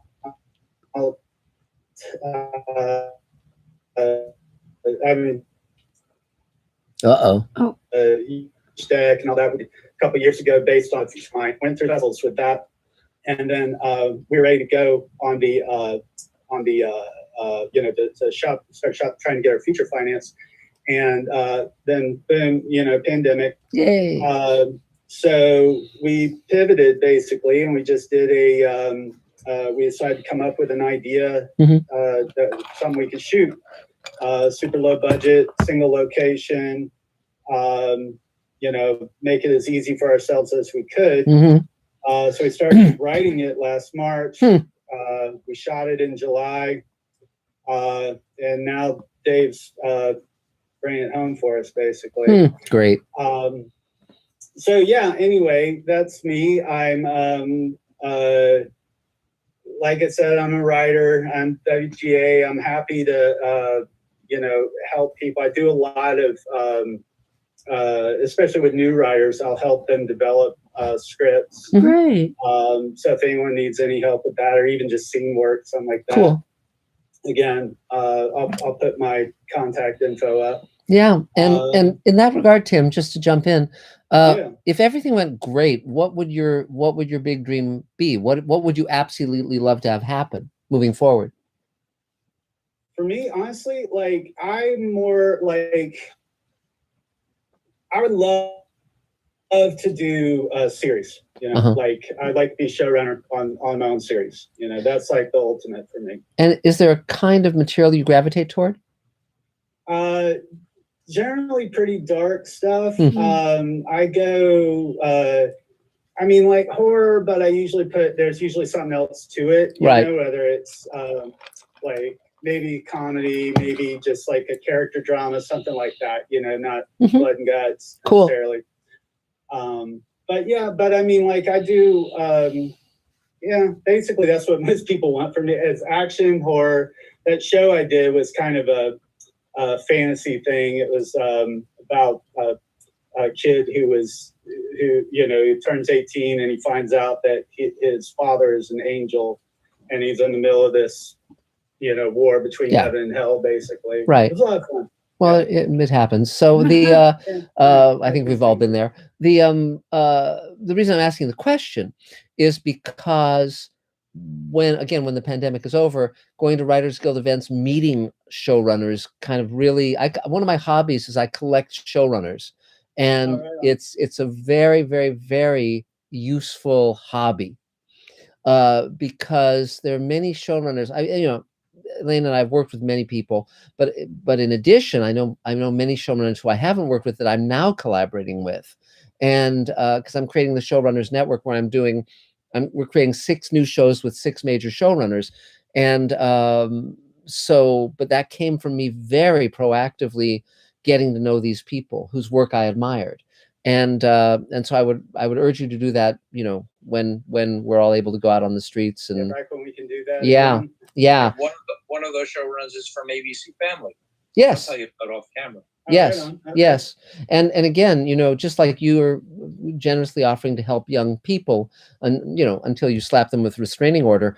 That happens. Yeah, it does. But but you can also find people who will mentor you, you know, and it's very Absolutely. and again, I'm very glad that you're doing content during the pandemic. I think it's absolutely vital to stay creative and stay in relationship with one's audience. I mean, we are so blessed to live in a world where everyone can have their own channel, everyone can reach everyone else in the world. I mean, as someone who came from the world with 3 networks and, you know, a dial that you turn manually, I mean, it's like, it's a miracle now. It's so much easier because you don't need Paramount or Sony or whomever to say, yeah, let's make that. You decide if you're going to make it, and then it just becomes logistical.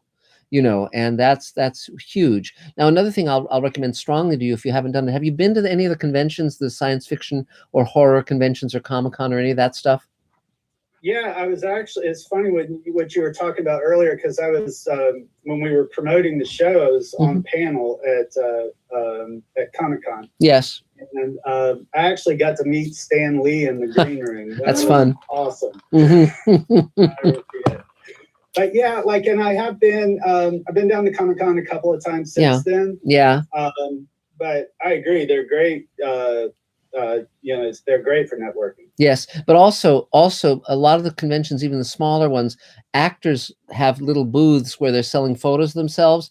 These are actors who have cachet in the science fiction and horror world, and they want to work, and they will work for scale. They'll work for $500 a day. You can put together a very credible ensemble cast for very low money.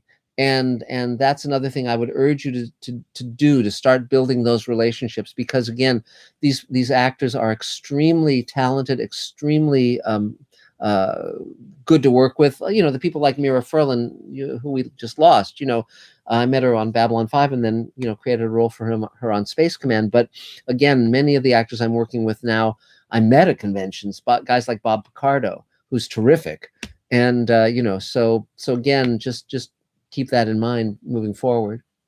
Or Guillermo, for that matter. Well, Guillermo, I met him at Comic-Con. Yeah, a couple times I went out of my way to introduce myself to him, and we ended up writing a book together. You know, so that was fun. Wow. He's a fun guy. So anything else you need? Any other questions? No, that's it. I mean, I'll probably be hitting you up for questions, you know, as we get a little further down the road. Yeah. We wrap this movie up. But yeah, great. Happy to be here. You know, thanks. And like I said, I'll put my info up on the chat. Great. Yay. Free cheers. Excellent. So another Mr. Sci-Fi question, Adam.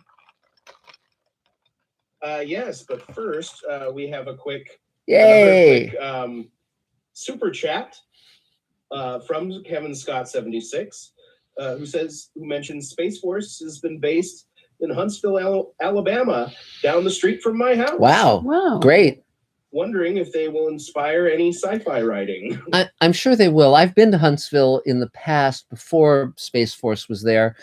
We actually spent a fair amount of time at Vandenberg with the Air Force Space Force, the real Air Force, the Air Force Space Command, giving us a tour, showing us the museum, showing us launches. It was great, and we're still friends with some of those officers.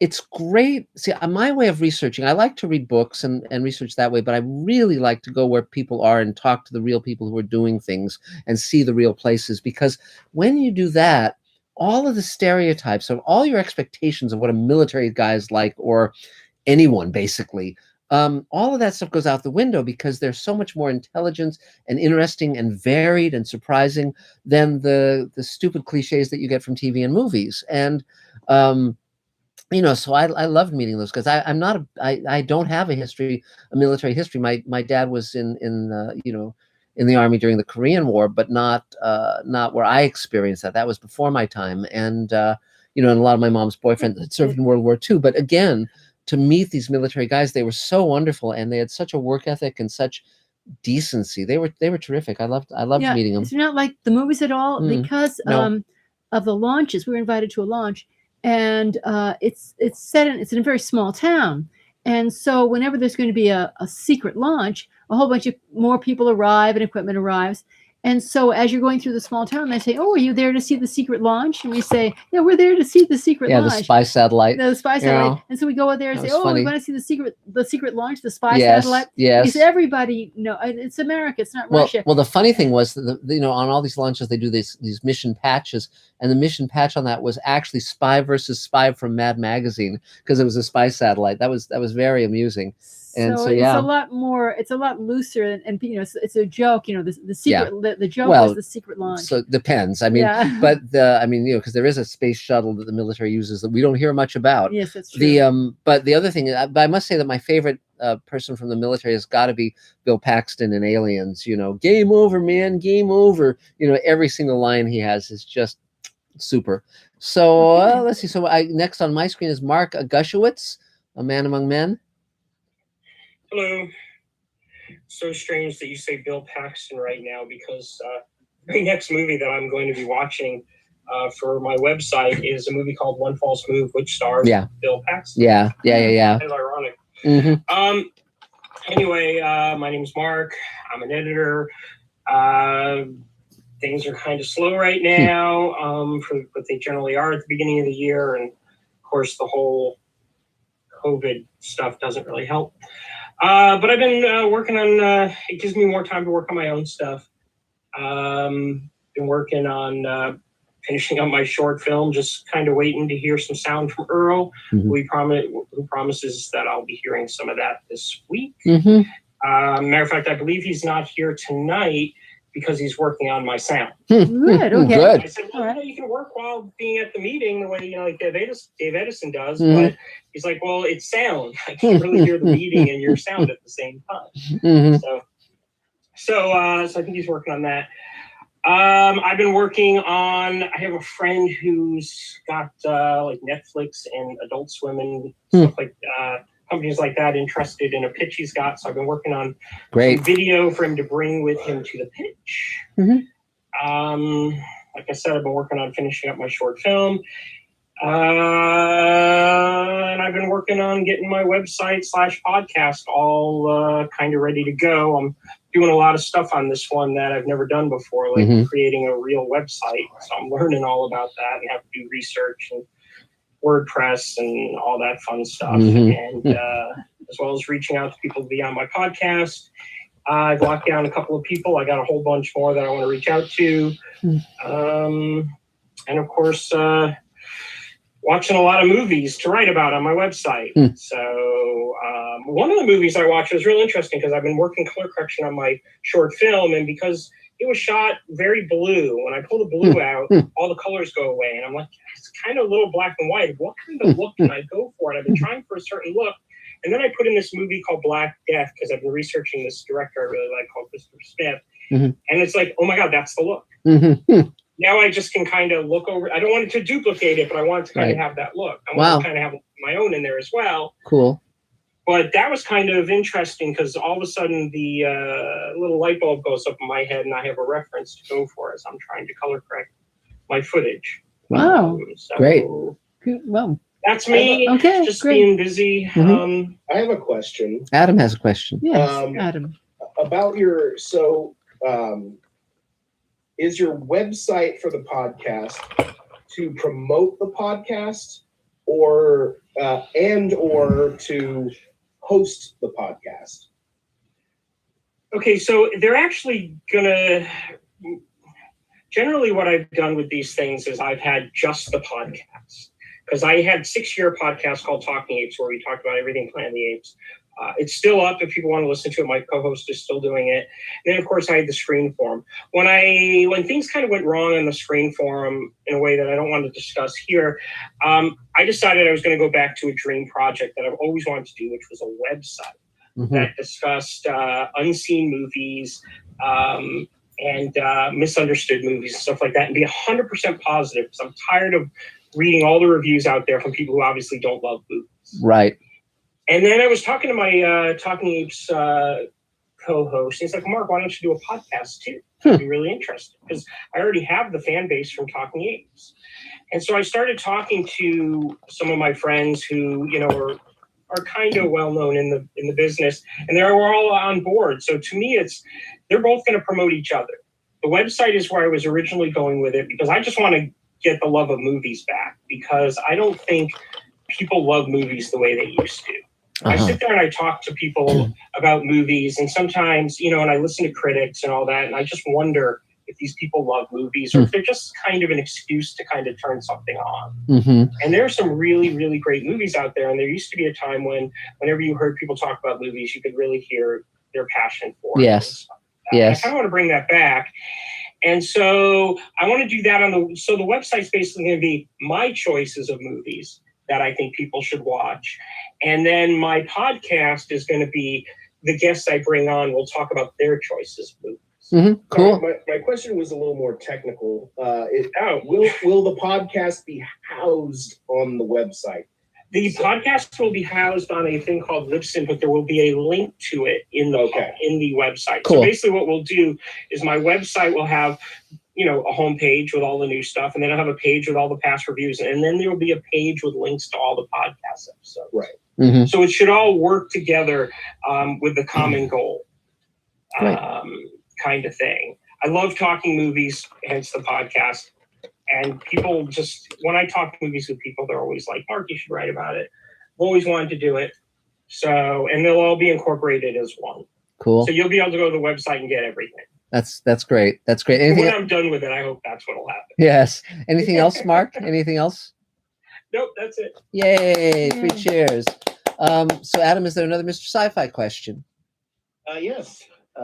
Going back to our last question before all our lovely super chats. I just love seeing those super chats pop up. Yeah. Anyway, our question is from Scott Baker, who says the last interview that he saw of Mira Furlan had her touch on the idea of the USA looking like Yugoslavia before the war. Yes. Did she ever talk to you about that? Yes, she did. And she was very, I won't say embittered, but she certainly was changed by that war because of people turning against each other and the terrible things that happened.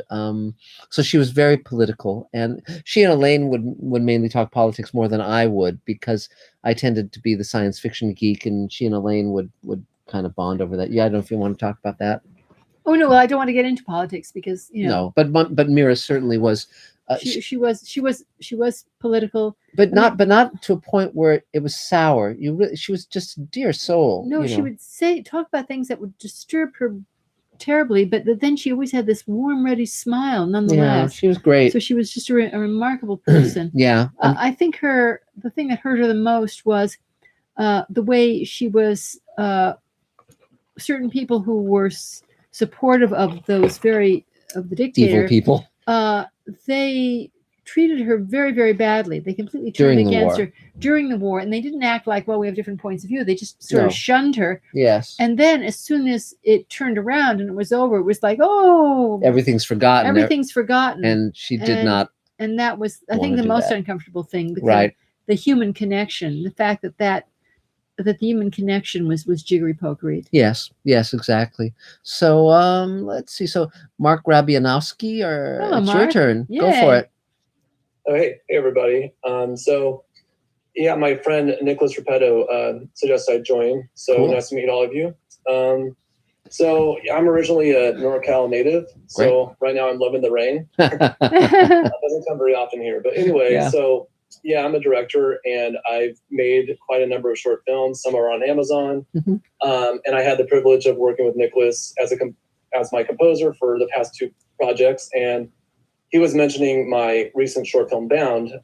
So I'm just on the cusp of getting it out there. So I've gotten a film shortage, but I'm always looking for other outlets or any suggestions about where I can get more reviews or where a good venue would be for it.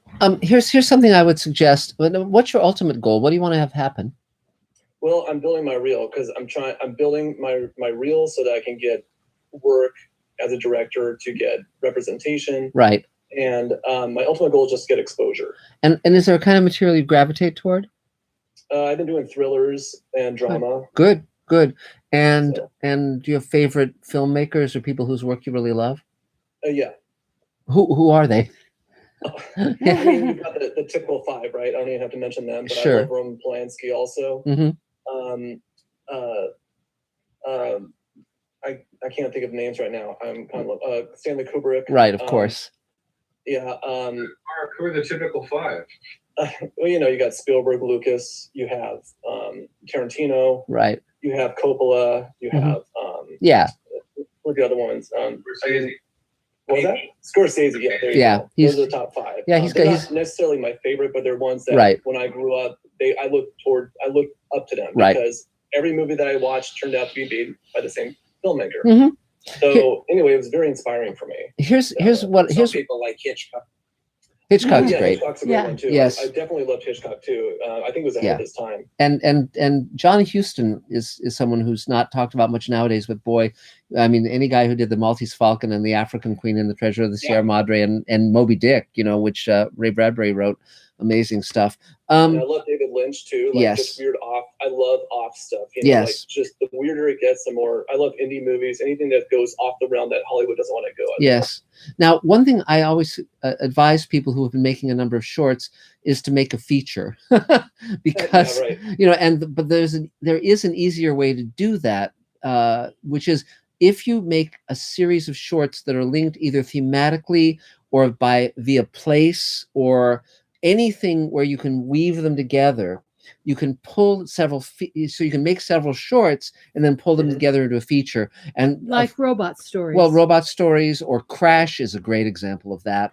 Where but I would urge you to do that or start thinking about that because there's so much greater potential for a feature than for a short. And it just makes it much easier to get on the map.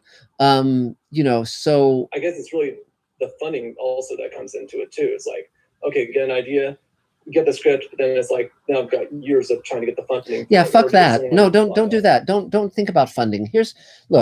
There's different ways of making anything. And Dave Edison and others will tell you that funding is not anything that I particularly think about. David Bartlett will echo that too. I never raised money until I started doing Space Command, this crazy project of mine, and it turned out I had a knack. And I've raised like $2 million just from people I've never met. And really good at it. Yeah, I'm pretty good now. We're working to raise 36 million. But the point is, if one doesn't want to go through that nightmare of raising money, think about there's a great class that I took called the No Budget Film School. I don't know if you've heard of it.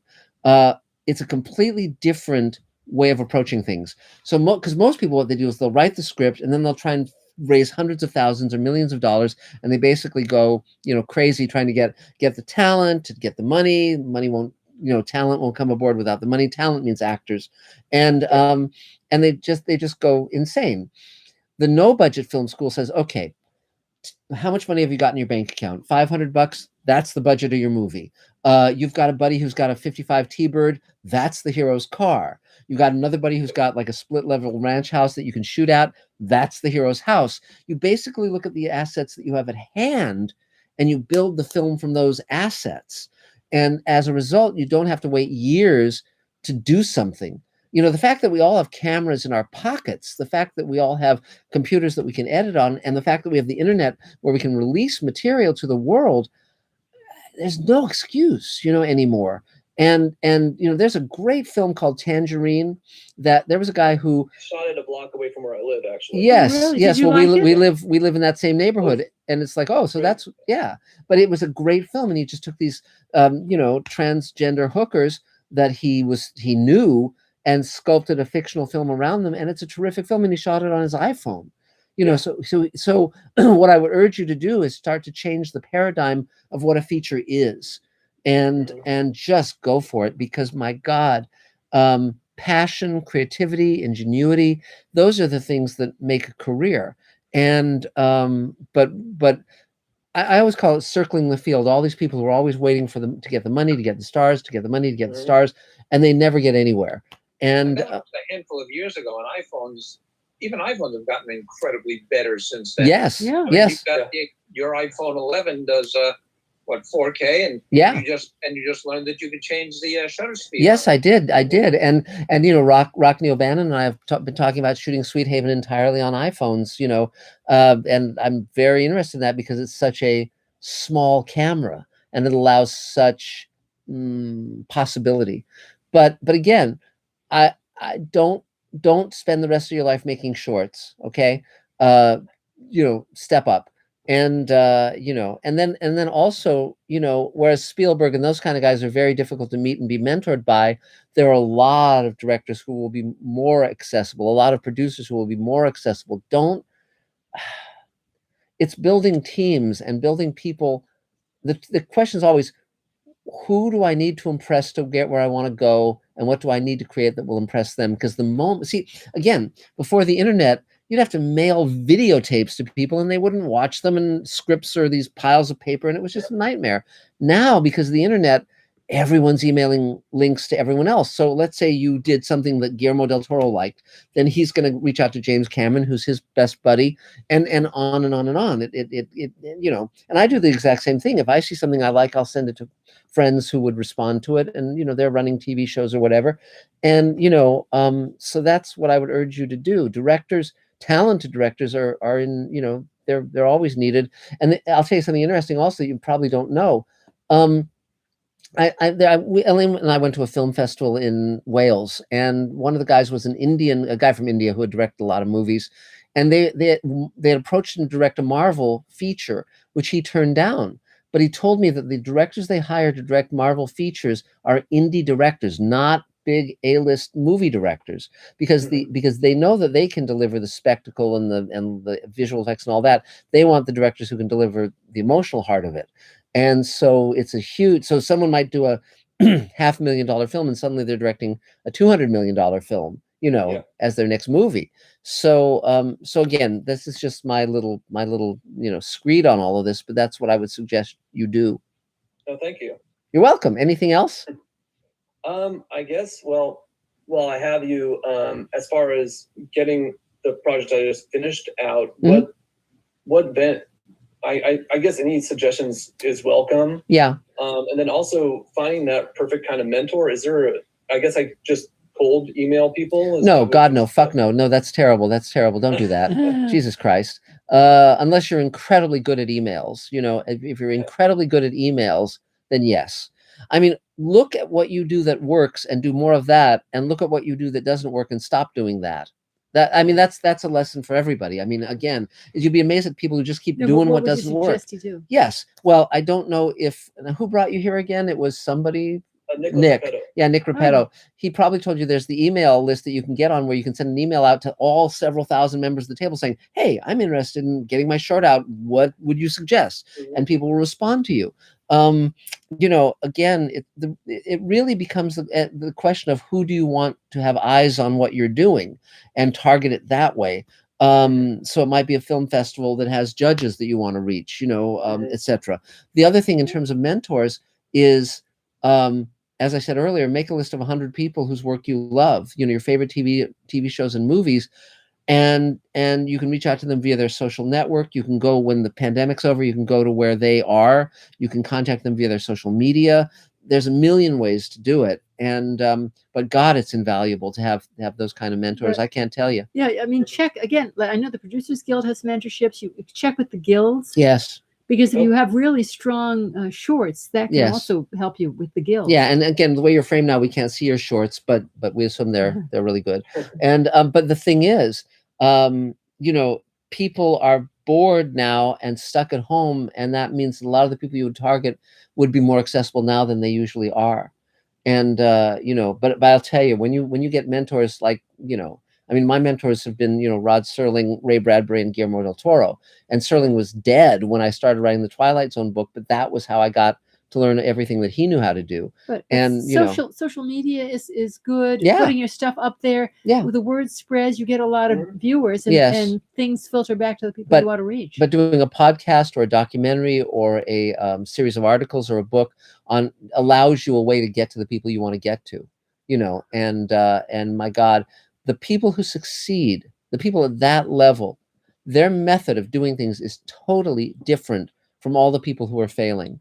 I mean, my big question for all of my mentors has been, when things go badly, when you fail, how do you pick yourself up and what do you do to get on to the next level? And the answers are fascinating. And, the reason I wrote the book with Guillermo del Toro wasn't that I ever need to write another book. It was because I wanted to learn from him, and I did learn a lot from him. And he's a remarkable man. And, so there you go. Anything else? No, that'll do it. Yay, 3 cheers. Is there another Mr. Sci-Fi question, Adam? Yes. Our next question is from Scott Baker. Hello, Scott. Who asks, do you know of any producers who have worked with the Make-A-Wish Foundation? If so, what did they do, and would you consider it? I would, of course, consider it, yes. And I don't personally know who's worked with Make-A-Wish, but yeah, of course, obviously, I'd be happy to. And sure. I mean, I think it's a great organization. I think that kids deserve, even kids who aren't terminally ill deserve wonderful experiences. And, I think there's something so magical. I feel so gratified to be in a career that makes magic for people. Star Trek and Twilight Zone and Outer Limits were these magical things that came into my life when I was a kid. And I got to go on the set of the original Star Trek for their last episode ever. And that was just one of the highlights of my life. So yeah, I love being able to give people, particularly kids, those kind of experiences. You bet. Let me say, there's an organization I worked with a few years ago called the Make a Film Foundation. I was just going to mention them. Yeah. Yeah, and they're terrific. They again, terminally ill kids who have dreamed to make a film, and they've done a few so far. It's not easy for them to do, but the one that I did some work on, I did one of the behind the scenes videos for their screening, which was a huge theater. And this young man who was terminally ill wanted to do this zombie picture, and they got together. Sam Black Giandola. The Black, yeah, that's right, the Black Giandola. There was Sam Raimi was one of the 3 directors. Wow. I'm blanking. The guy who did Hidden Figures, and whatever. Yeah. And the woman who did 3 directors. Yes. You can be found anyway, but it's an organization specifically to make movies for kids in that unfortunate situation. Yes, and again, I think, the kid who wanted to make this film, they screened it in his hospital room. He didn't make it to the screening in the theater. He was gone by then. Yeah, but that's great. Impressive. Yeah, well, I'd love to found an organization that takes wishes away from undeserving people and gives them to deserving people. I think that would be great. Yeah. Wish transferal. Just that'd be great. So okay, so let's see, Mike. Yes, Mike, go for it. Mike and Jim. Yep. Mike and Jim. Yep. Hey. Yep. How is everybody? My name is Mike Lopez. Just to address a little bit of what Mark was saying, Mark Rabinowski. 2 years ago, I thought I was going to die in 2 years.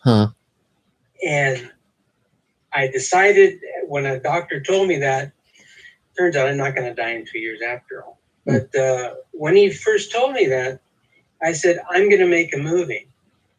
And I didn't have any money. And all I had was my cell phone.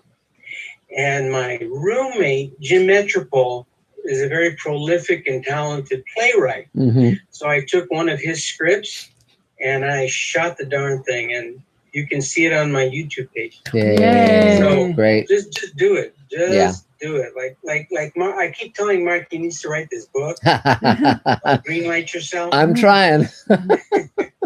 So yeah, Mark, just do it. Yeah. Yeah. That's great. Anyway, so I got 14 years experience with the LAPD, and I've done I was in the ministry and stuff like that. So if y'all got a project that has law enforcement elements, I've got all the gear and experience you would need to really make a nice film. You just got to contact me and I can work with you, and it'll be great. Great. As far as me, I'm in the middle of editing my short film that we just filmed. Dave is doing the editing, and I can hardly wait to at least see the first rough cut. Give me a week or two. I'll have a soda. Yeah, I'll do that. And I told you the reason why there was 5.5 hours of tape is I wrote the thing. It's about a 17-page short film based on something that happened on the LAPD when I was working in the Vice unit. So I don't know. It's called "You'll Be Okay." It's about a disgraced cop that helps a transgender woman regain her self-respect. Cool. So I did that. We shot it and everything. And I decided I was going to originally direct it, but then I thought, well, a friend of mine told me I should act in it instead. And I said, okay, I'll do the acting, but I didn't want to direct myself and act because I know it's a real hassle. I've done it before. So I hired a director. And for some reason, the director just likes to take shot after shot after angle after angle. And that's how we ended up with 5 hours of. But the thing is, it looked great. So, so you got a lot to work with. And frankly, he went through the footage and he made some selects, so it'll be fairly easy on me once I get to it. And as Dave will tell you, and anyone else will tell you, it's much better to have too much footage than not enough footage. So you're on the right side of that equation. Okay. Yeah, I've run into situations in making my films where I said, gosh, I wish I had that shot. Yes. And, Yes. What are you gonna do? What are you gonna do? Yeah. Amazing. So, well, Tim will tell you that there are a couple of shots that they didn't get that we made. Yes, I love doing that. We made them out of existing footage. Yeah, it's really fun. I love doing that stuff. And but absolutely. So is there anything you need, Mike? Well, actually, not really. I mean, I've got all my bases covered. Bonnie's going to be doing the music for me. Great. I'm going to need a color man after I get the editing done, and I've got some good plans for this. I think we really have a good shot at getting our name out there. Great. And, That's great. That's great. Other than that, just do it. Yeah. Just do it. Just do it. I mean, don't let anything stop you. And one thing I'll just to amplify on what you're saying, Mike, one of the reasons the table exists and has existed for 28 years and is now thousands of people is simply because I wanted people to be able to make stuff so that if you needed a composer, well, there's Bonnie, or if you need an editor, there's Dave, and so forth, that it's very much, and if one doesn't have a lot of money, then one works out a trade of some kind, and it may be paying it forward where it's like, okay, I'll, be a PA on someone else's shoot or whatever. But again, it's like so many people are so paralyzed that I wanted to do something that would allow people to take action. So I'm very glad that of everything you've said. I think it's great. But also I'd like to put in a recommend. I had a very difficult fight scene that I was trying to block. Yes. I know nothing about fighting. And I know a lot about it. Yeah. He knows a lot about it. And he kept trying to explain to me what moves. And I was saying, what? Yeah. But he was good enough to meet me at the table and show me what he was talking about. He said, here, you can just do this. And I went, whoa, yeah, you can. So it really saved me when I was trying to do an extrently difficult confrontation between brothers. Yes. And once you healed. Yes. Exactly. Exactly. Well, I don't know if you know this, Mike. Years and years ago, Elaine was head of a federal program for seniors and and the handicapped and disabled. And at one point, for some reason, she was teaching self-defense to little old ladies.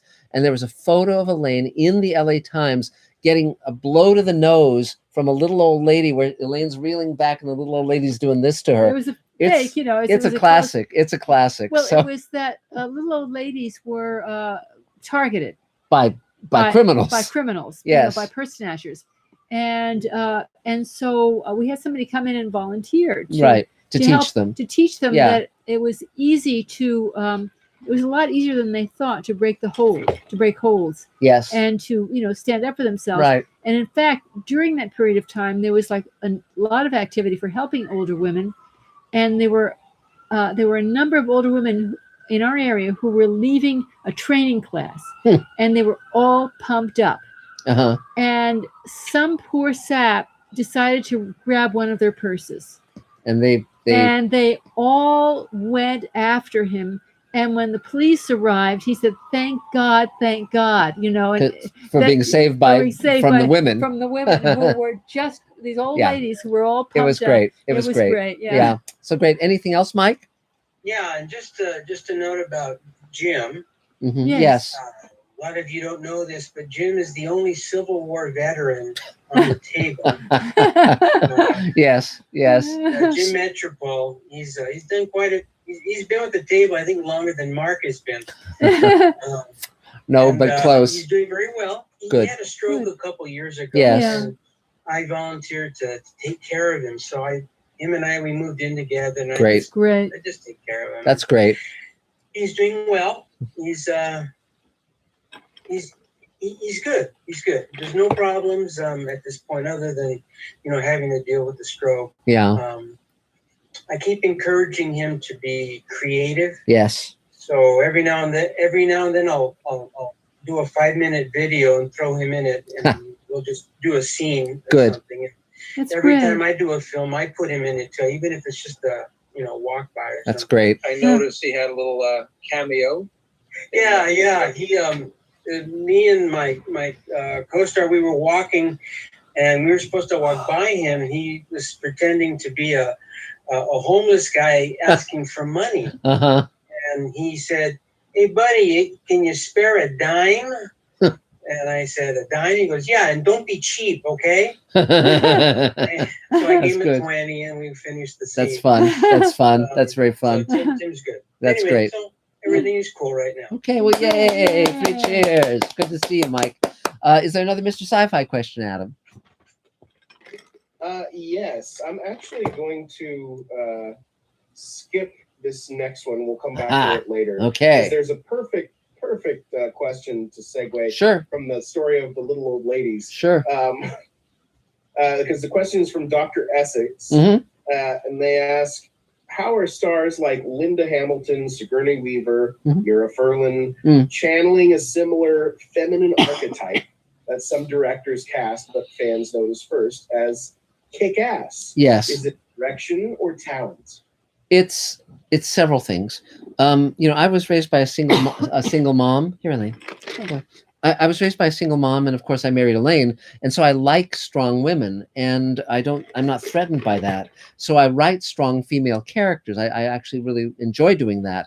And so science fiction has a great tradition of strong female characters. And so Mira, like when I first met her, when I wrote for Babylon 5, she was so distinctive and so different and so talented and powerful as a personality that on the first season wrap party, which was at a bowling alley, I said to her, I really love your work, and I want to work with you again. And it was 20 years before I ended up having that opportunity with Space Command. But I said to her when I sat down to describe the role, I said, I don't know much about your character yet, but she's a xenoarchaeologist. She has a fiery but loving relationship with her daughter, and she's not defined by a man.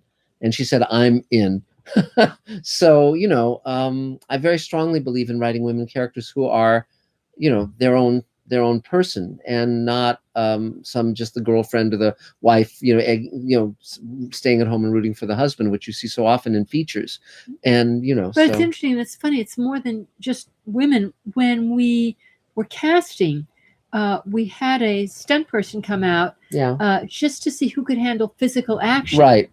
And this Sarah Marafino was very good. Yeah. But it was just somebody pretending to throw a punch and somebody pretending to be knocked backward into one of these giant soft things. We saw that video. We should call that for. And funnily enough, like there was about an equal number of men and women who could not do that. No, they could not throw a convincing fake punch. They could not be on the receiving end either. They could not be on the receiving end. They were like physically this. Yeah, it was. Yeah, and so it's interesting. Well. No, it's just it's a certain temperament. Yeah. And so, but they didn't get the role. they didn't get this role because this was an action sequence. But we didn't have Mira doing a lot of physical stunts. That was mainly Sarah Marafino and so forth. But Mira was a very strong personality and there was nobody else like her, and I'm so grateful that we got to work with her to such a degree, and that we have her in so many episodes of Space Command. It's really great. So yeah. So David Bartlett, you're next. Go for it. There you go. Hi, we can hear you. Bartlett, I'm a filmmaker, a teacher, and a human rights activist, and producer on Space Command. Also in charge of a lot of things on Space Command, among other things, all the physical production, building a studio, designing some of the sets, which has been really fun. I'll talk about that in a minute. I handle casting, I do color correction, I do all the perks for the crowdfunding fulfillments, and a lot of other stuff too. So let's see here. I've been at the table for 27 years. So Tom Cassis is not here. I'm the oldest table member present. He and I talk about that because he beat me by about 6 months. But so I came from Oregon originally, born in Seattle, Washington, grew up in Beaverton, Oregon, before it was famous for being the head of Nike and Intel and other places. I came here when I was 21 to make films, and I started working right away with some really big mentor type people. I was working with Robert Wise, who did West Side Story and The Sound of Music and was the editor of Citizen Kane. He was my first real advisor. And then I worked building sets at New World Studios with Roger Corman, and the production designer was Jim Cameron. So his fiance at the time, Gaylan Hurd, were about to embark on their first movie called Piranha 2, which no one remembers, but they remember his second movie quite a bit, which is Terminator. So I got to work with him doing sets and the visual effects people who later won an Oscar for The Abyss. And I got some really great experience with them at the ground level. So Mark talks about hooking up with the right people and the mentors and things. I'm a very big fan of that. Mm-hmm. So I then started working in post-production sound. I worked on films like Pulp Fiction and Speed and Total Recall. And I started Tremors, which we saw last week. Yes, great movie. Great movie. I got to talk to you somewhat about what sounds did you do in that? I was responsible for all the worms burrowing through the ground. Great. After I sort of cut my teeth on that, they said, okay, let's give you some dirty work, but somebody's got to do. That's right. I did all the sound effects in the sequence where the redneck couple fights the worms in their basement. Yeah, which is great. Sounds, the boulders, the worm sounds, the screeching, all that stuff. Yeah, and if you've never seen the original Tremors, the first one, it's a great film. Kevin Bacon's wonderful in it, and I highly recommend it. Yeah.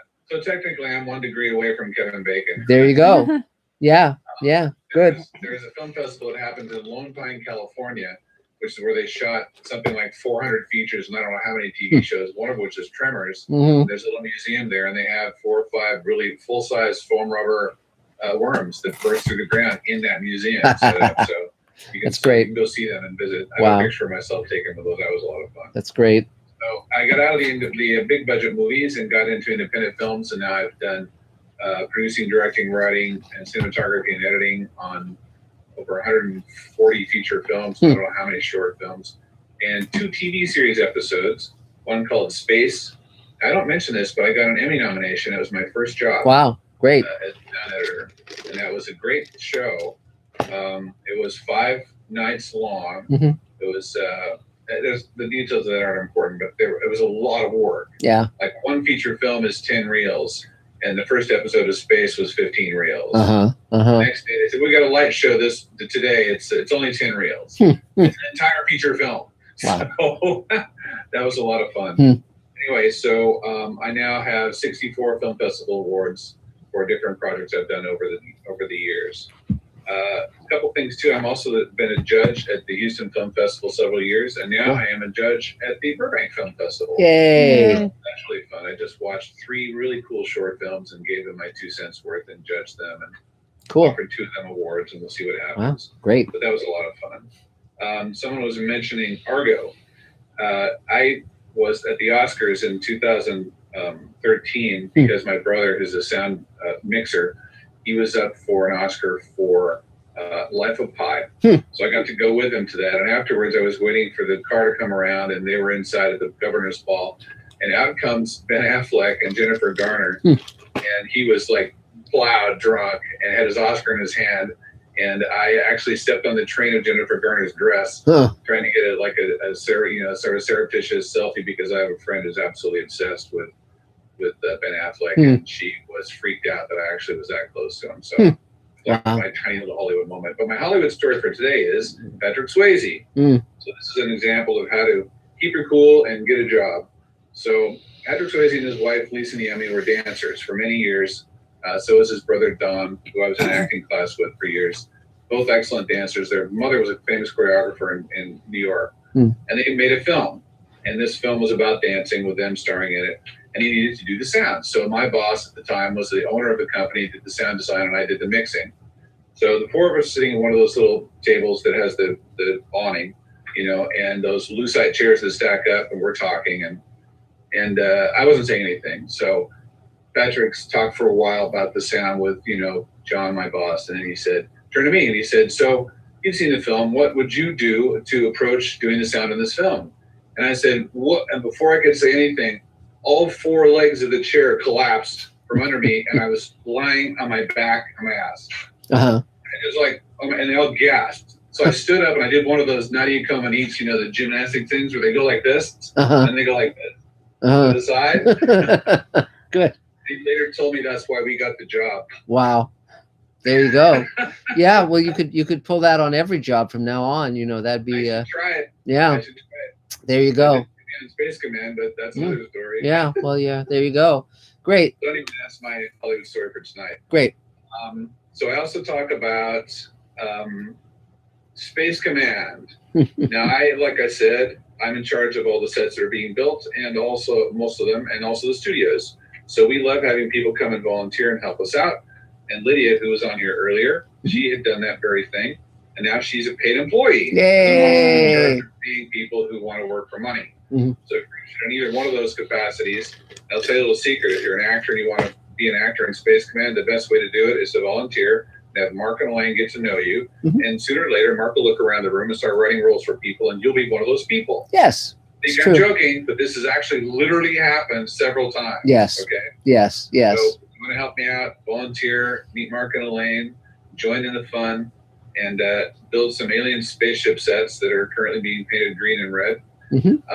And soon we're going to be shooting some testing with those sets with some lighting and some fog and whatnot. And I'll need help with stuff like that too.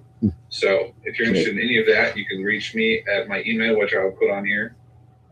Also, a new thing has happened thanks in part to Adam Sartain. Yay! I have a brand new area on the website for merchandise and store. Now, we've had it there before to a degree, but we've now got it modified and spiffed up and reorganized, and it's very easy to find things and very easy to get them and great and have them shipped to you, which I'm also in charge of that. Great. So go ahead, check it out, see what you think. Look at the website. You can look at the pilot that way too, if you want to. Cool. And it's a cool thing. So now, what about the table email? That's the other thing I do. So if you're interested in the table email, you can have an email with your first and last name in it, and it can have numbers or whatever, but it can't have nicknames or clever things like, Mogi5222 or whatever, which is a real email I have run across. Have your name, first name, last name. It can't be Yahoo. You can make a new email of anything but Yahoo, and you can send it to me, and I will put you on the table email. If you're having trouble with the table email right now, you can also reach me, and I will help you sort those troubles out. And I'm going to put in the chat here my email that you can reach me at. And that, I think, is that. Yay! 3 cheers. Excellent. So, Adam, is there another Mr. Sci-Fi question? There sure is. Let's go to Scott Gamble with his question. Referencing earlier, we were talking about the outer limits. Have you considered in the past writing an outer limits companion? There actually exists such a book. And frankly, when Dave Scow, whom I know, decided to do it right after the Twilight Zone Companion, I was very relieved so I wouldn't have to write that book. He's updated it several times. He's done a companion volume. He's really exhaustive on that subject. I recently bought a spacesuit that was used in both Twilight Zone and Outer Limits, which I'll be putting on display shortly. But Dave's a really good writer, and he did a great job with that book. And I'm really, but see, the thing is, I wrote the Twilight Zone Companion because I wanted to learn how to make TV. I didn't ever need to write another making of book ever. That wasn't my dream. My dream was to be making science fiction television, not writing about it. So I don't regret for a second that I did the Twilight Zone book. I loved writing it. I loved the people I met. And, of course, producing all the Twilight Zone home video stuff all the way from VHS to Blu-ray has been a great experience as well, particularly because we have so many audio commentaries now with the people who made those shows, and they're all gone now. So Matheson, George Clayton Johnson, Doug Hayes. It's so great that we got them talking about the work they did, the brilliant work they did. But I would, I'm perfectly happy not having written that book. And and another book that would, was a temptation would have been Alfred Hitchcock Presents. But I've watched some episodes, but not enough of them. I haven't watched all of them. I've watched all the Outer Limits, all the Twilight Zones, and many times. And but I like the Hitchcock show too. I don't think it's quite of the quality of Outer Limits and Twilight Zone, but it's a very solid and good show. And Ray Bradbury wrote some wonderful episodes. He was much happier with the work that he did on Hitchcock and how he was treated than how Rod treated him on Twilight Zone. And in fact, if you ever want to hear about how Rod and Ray had a huge falling out, there's a Mr. Sci-Fi video that I did, and if you just type in Ray Bradbury or Rod Serling on the search function on Mr. Sci-Fi, you can find it. It's a 30-minute story that Ray told me after my knowing him for a very long time. And I finally said, tell me what happened between you and Ray, because they never talked about it publicly anywhere. And so it was really interesting to hear how that all went. So, okay, great. So now, Judith, you're next. Hey, Judith Smiley. Yay, Welcome. Judith. Again. A fellow survivor. Yay. I've sort of had some health issues this past week.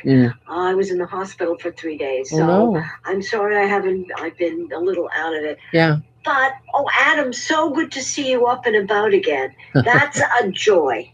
Mazel tov. Sorry I'm late. My friend up the street finally listened to me. Instead of adopting older dogs, got a golden retriever puppy, and I sort of got sidetracked. 5-month-old golden retriever puppy jumping on me. George says he's never heard me laugh like that. Anyway, great. So the dog search goes on.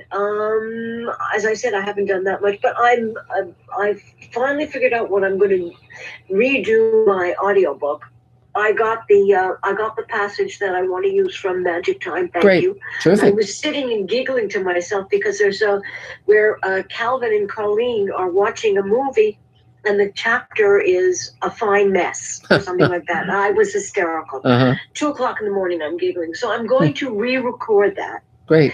And Nina's husband has a recording studio. Wow. So Great. they'll edit it for me. So I'm hoping within the next 2 weeks I'll get the audiobook out so I can make some money so I can buy a puppy. Great. And for those who don't know, Magic Time is a trilogy of novels that I wrote based on a pilot that Elaine and I wrote that we're going to be doing as a series in the very near future. Oh, and would you care to share the kind of puppy you're looking for, Judith? I want a Sheltie or a Doodle. Sure. Great. Okay. I want a Sheltie or a Doodle. I'm also they're very hard to find, but I found a website that has a whole bunch of them. They're on Facebook. It's called Good Dog. And that's great. It's backed by the AKC. Great. So, but in the meantime, I've got to do my work. there's some stuff going on that I can't talk about. Okay. In terms of my scripts going out. I'm working on them. Great. Yeah. Finally. And that's about it. I had 3 days in the hospital, except for Wednesday, which was inauguration day, to think about all that stuff. And that's about it, really. Just trying to get back on track and get my health in gear. And that's it. Okay. Thank you both. Yes. Great seeing you. I so appreciate it. It's just nice to know. Yes. You know, we have someone at our back, and Yes. and it's really it's good to know. Yes. And Judith, one thing I want to say is, again, you know, as you know, and many of the table members know, I created the table 28 years ago, not just to be an industry point of entry, but also to be a support, an emotional support for all of us. And and so the fact that Mike and Jim, you know, are taking care of each other, you know, in various ways. And I'm on Facebook. You know, Yeah. I don't want to go out because of COVID. No. As soon as I get my vaccine, I will volunteer. Yes. David, as soon as I get my vaccine, I will volunteer. But yes. Of course, it may be the Mashiach might come, but you know. Yes. But you know, I get posts on Facebook, and you know, it's. I was thinking about that today on the way home from the hospital, where they poked me again. Jeez. God, are they going to leave me any blood at all? And that's about it. Great. Just trying to keep on, you know. Great. As usual. Okay. Good. But as I said, I have some good stuff happening. Great. Really good stuff. That's happening. great. That's We'll great. see. Yay. Cheers. Great. Okay, yes, Terrific. all right. And so, Adam, is there another Mr. Sci-Fi question? Yes. Let me find it. Ow. Because I lost it. I'll get you there, There. Judith. There you go. Great. Where was it? There it is. It's a good one. This is from Regulus000. Great. And that's his real name. Yes, of course. 000 is his maiden name. Yeah. Does your intimate knowledge of the sets and production details impair to any degree your ability to suspend disbelief and enjoy the finished product as the audience does? No, not at all. I mean, the only time something like that happened was when I was 19. I went to the Clarion Writers Workshop, which was a 6-week, very intensive writing workshop taught by major science fiction writers, where you lived in the dorms with them and wrote like crazy. And oddly enough, for a short while after that, I remember the experience on the plane flying home. I couldn't read fiction because I was so aware of the person behind it, writing it, making it up, that I couldn't suspend disbelief and be drawn into the story. Fortunately, that wore off after a while, and I was able to, you know, enjoy fiction as I have for many years now. But I've never had that problem with film and TV, even when I know, you know, how it was made, or am friends with the people who made it, or it's something I made myself. I still love film and television. I love the power of the medium, and I'm drawn in, and I just, you know, so I don't have that problem. I'm when it's a movie that I love, I can watch it over and over again, and as Elaine knows, to her detriment, and you know, but no. So fortunately, that's not ever been a problem. I find it fascinating. The fascinating thing, by the way, about the process is that you have this vast army of people with all this enormous tons of equipment, where the whole goal is to be invisible so that you're only aware of the people on the other side of that. So your goal is for that enormous apparatus and number of people to be invisible if you do the job right. And that's great when you succeed at that. You have to succeed, otherwise you can't make a film that'll work. So great. So now next is William Garcia. Go for it. Hi everyone, how's everyone doing? Great, cool. I'm most of you know me. I'm William Garcia. I'm a producer based out of Los Angeles, California. I've been pretty busy in the new year, so I have not seen many of you since really last year. I think the last time I attended was sometime in December. It's good to see David Bartlett. You're nice. I like that library. If you ever get a chance to go to David's house, he has an amazing library of like all kinds of movies. It's like all over his house. I really love it. Anyways, I'm working. I'm very fortunate. Right now we're finishing Sandland. We're working on the visual effects. We're posting at Anarchy Studios. So it's been interesting working with the actors and ADR during COVID.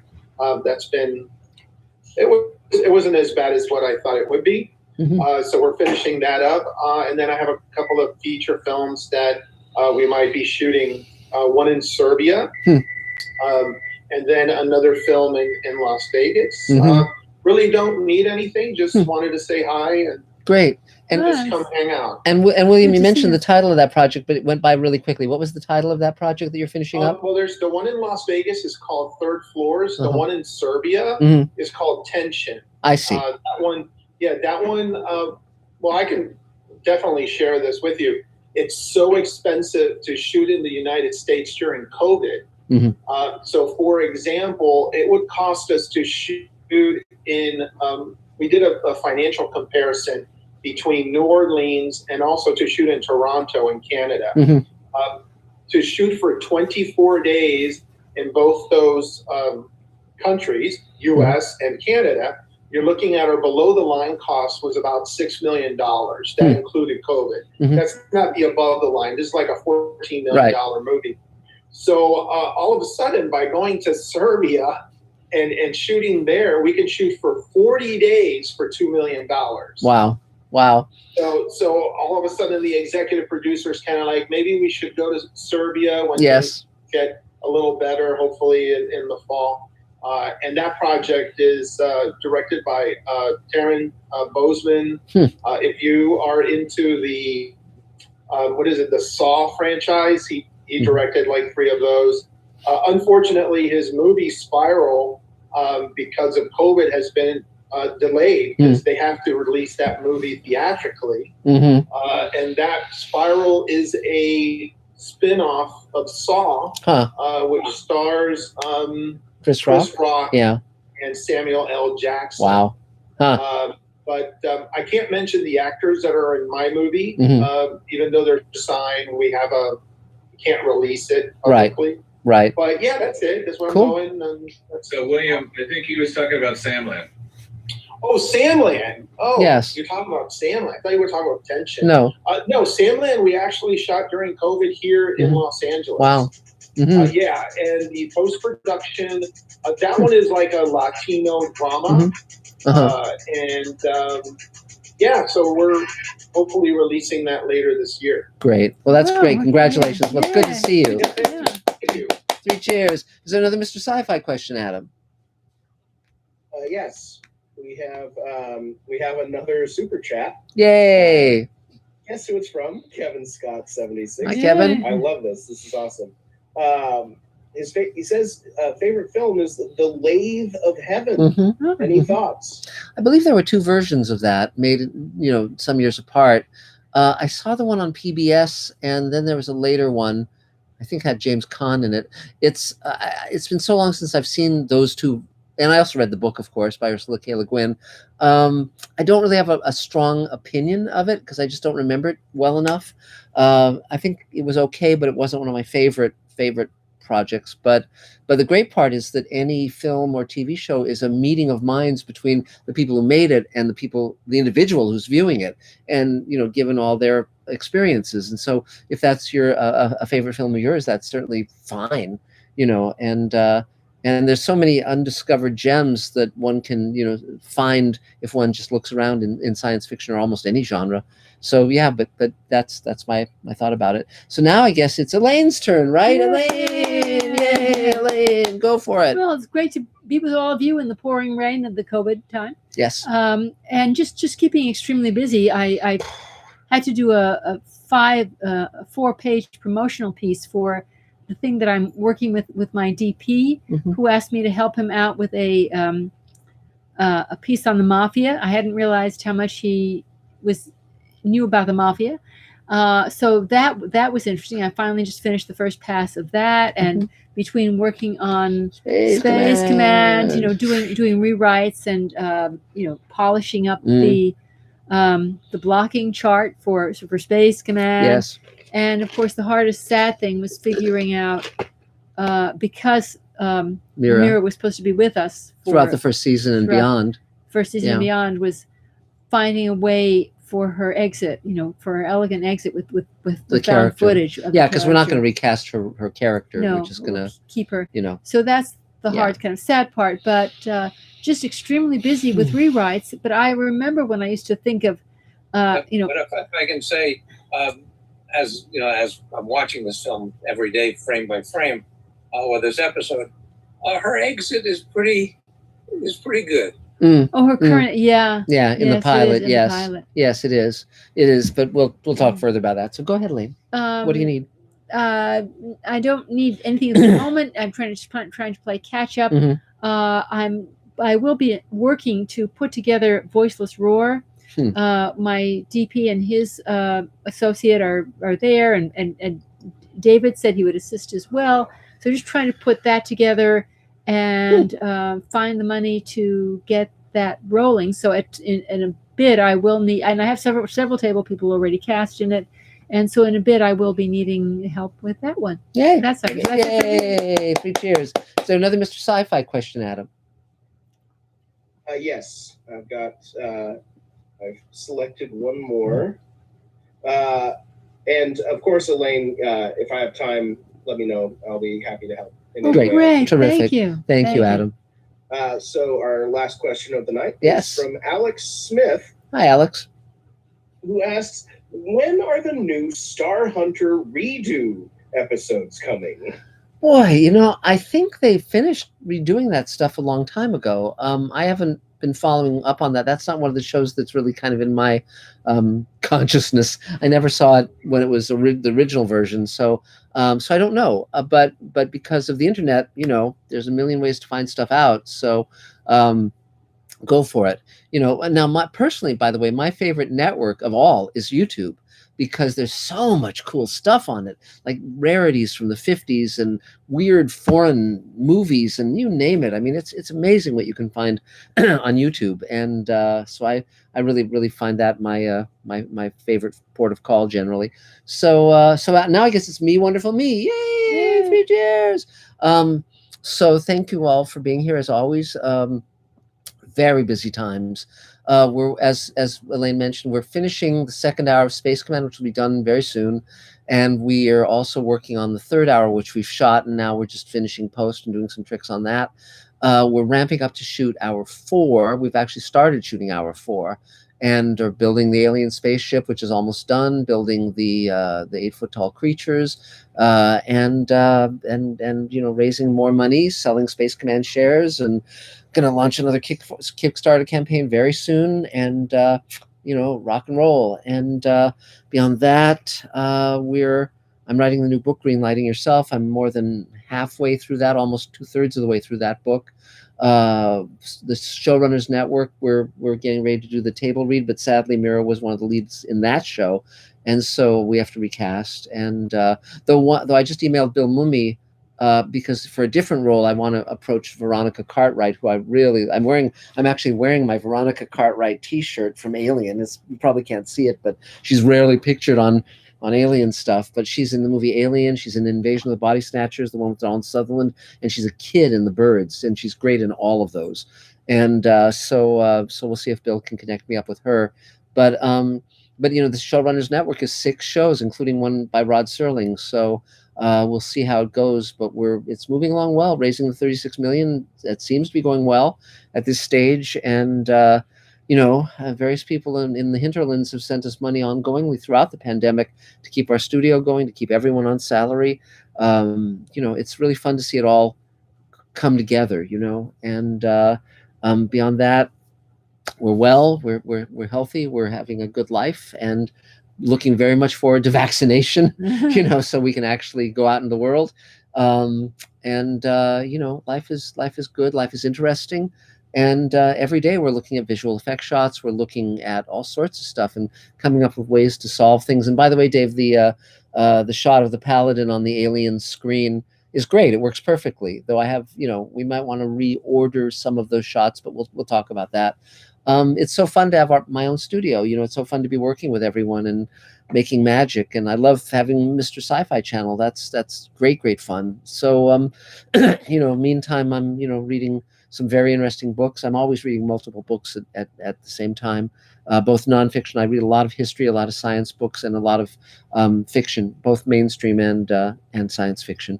So that's sort of kind of it. Just kind of working on books, working on TV shows, working on everything. Very gratifying.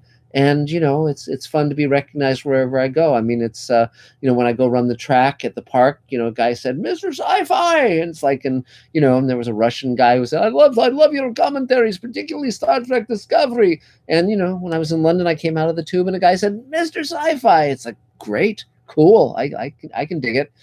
Interestingly enough, earlier when we were talking about actors appearing in Space Command. So let's see. Elaine and I have cameos. David Bartlett's featured strongly in it. Judith's in it. Dave has a voiceover in it, and we'll have to stick you in there somewhere, Adam, but it's true. It's absolutely true. People who hang around me, one way or another, end up, drafted. Absolutely. And but I very much want to finish the casting on Sweet Haven and get that table read done, the Zoom table read. Now would be a very propitious time for that. So David Bartlett and Elaine and I can talk about that one later. And so that's sort of the main stuff. Anything? Have I forgotten anything? No. Nope. I don't think so. Okay. So thanks, guys. So I think we've come to the end of our little time together this Thursday night. Thank you so much. Yay! And we'll see you all next time. Next Thursday. Okay, great. Stay safe. Stay safe. Stay safe. Stay dry. So great. Take care, guys.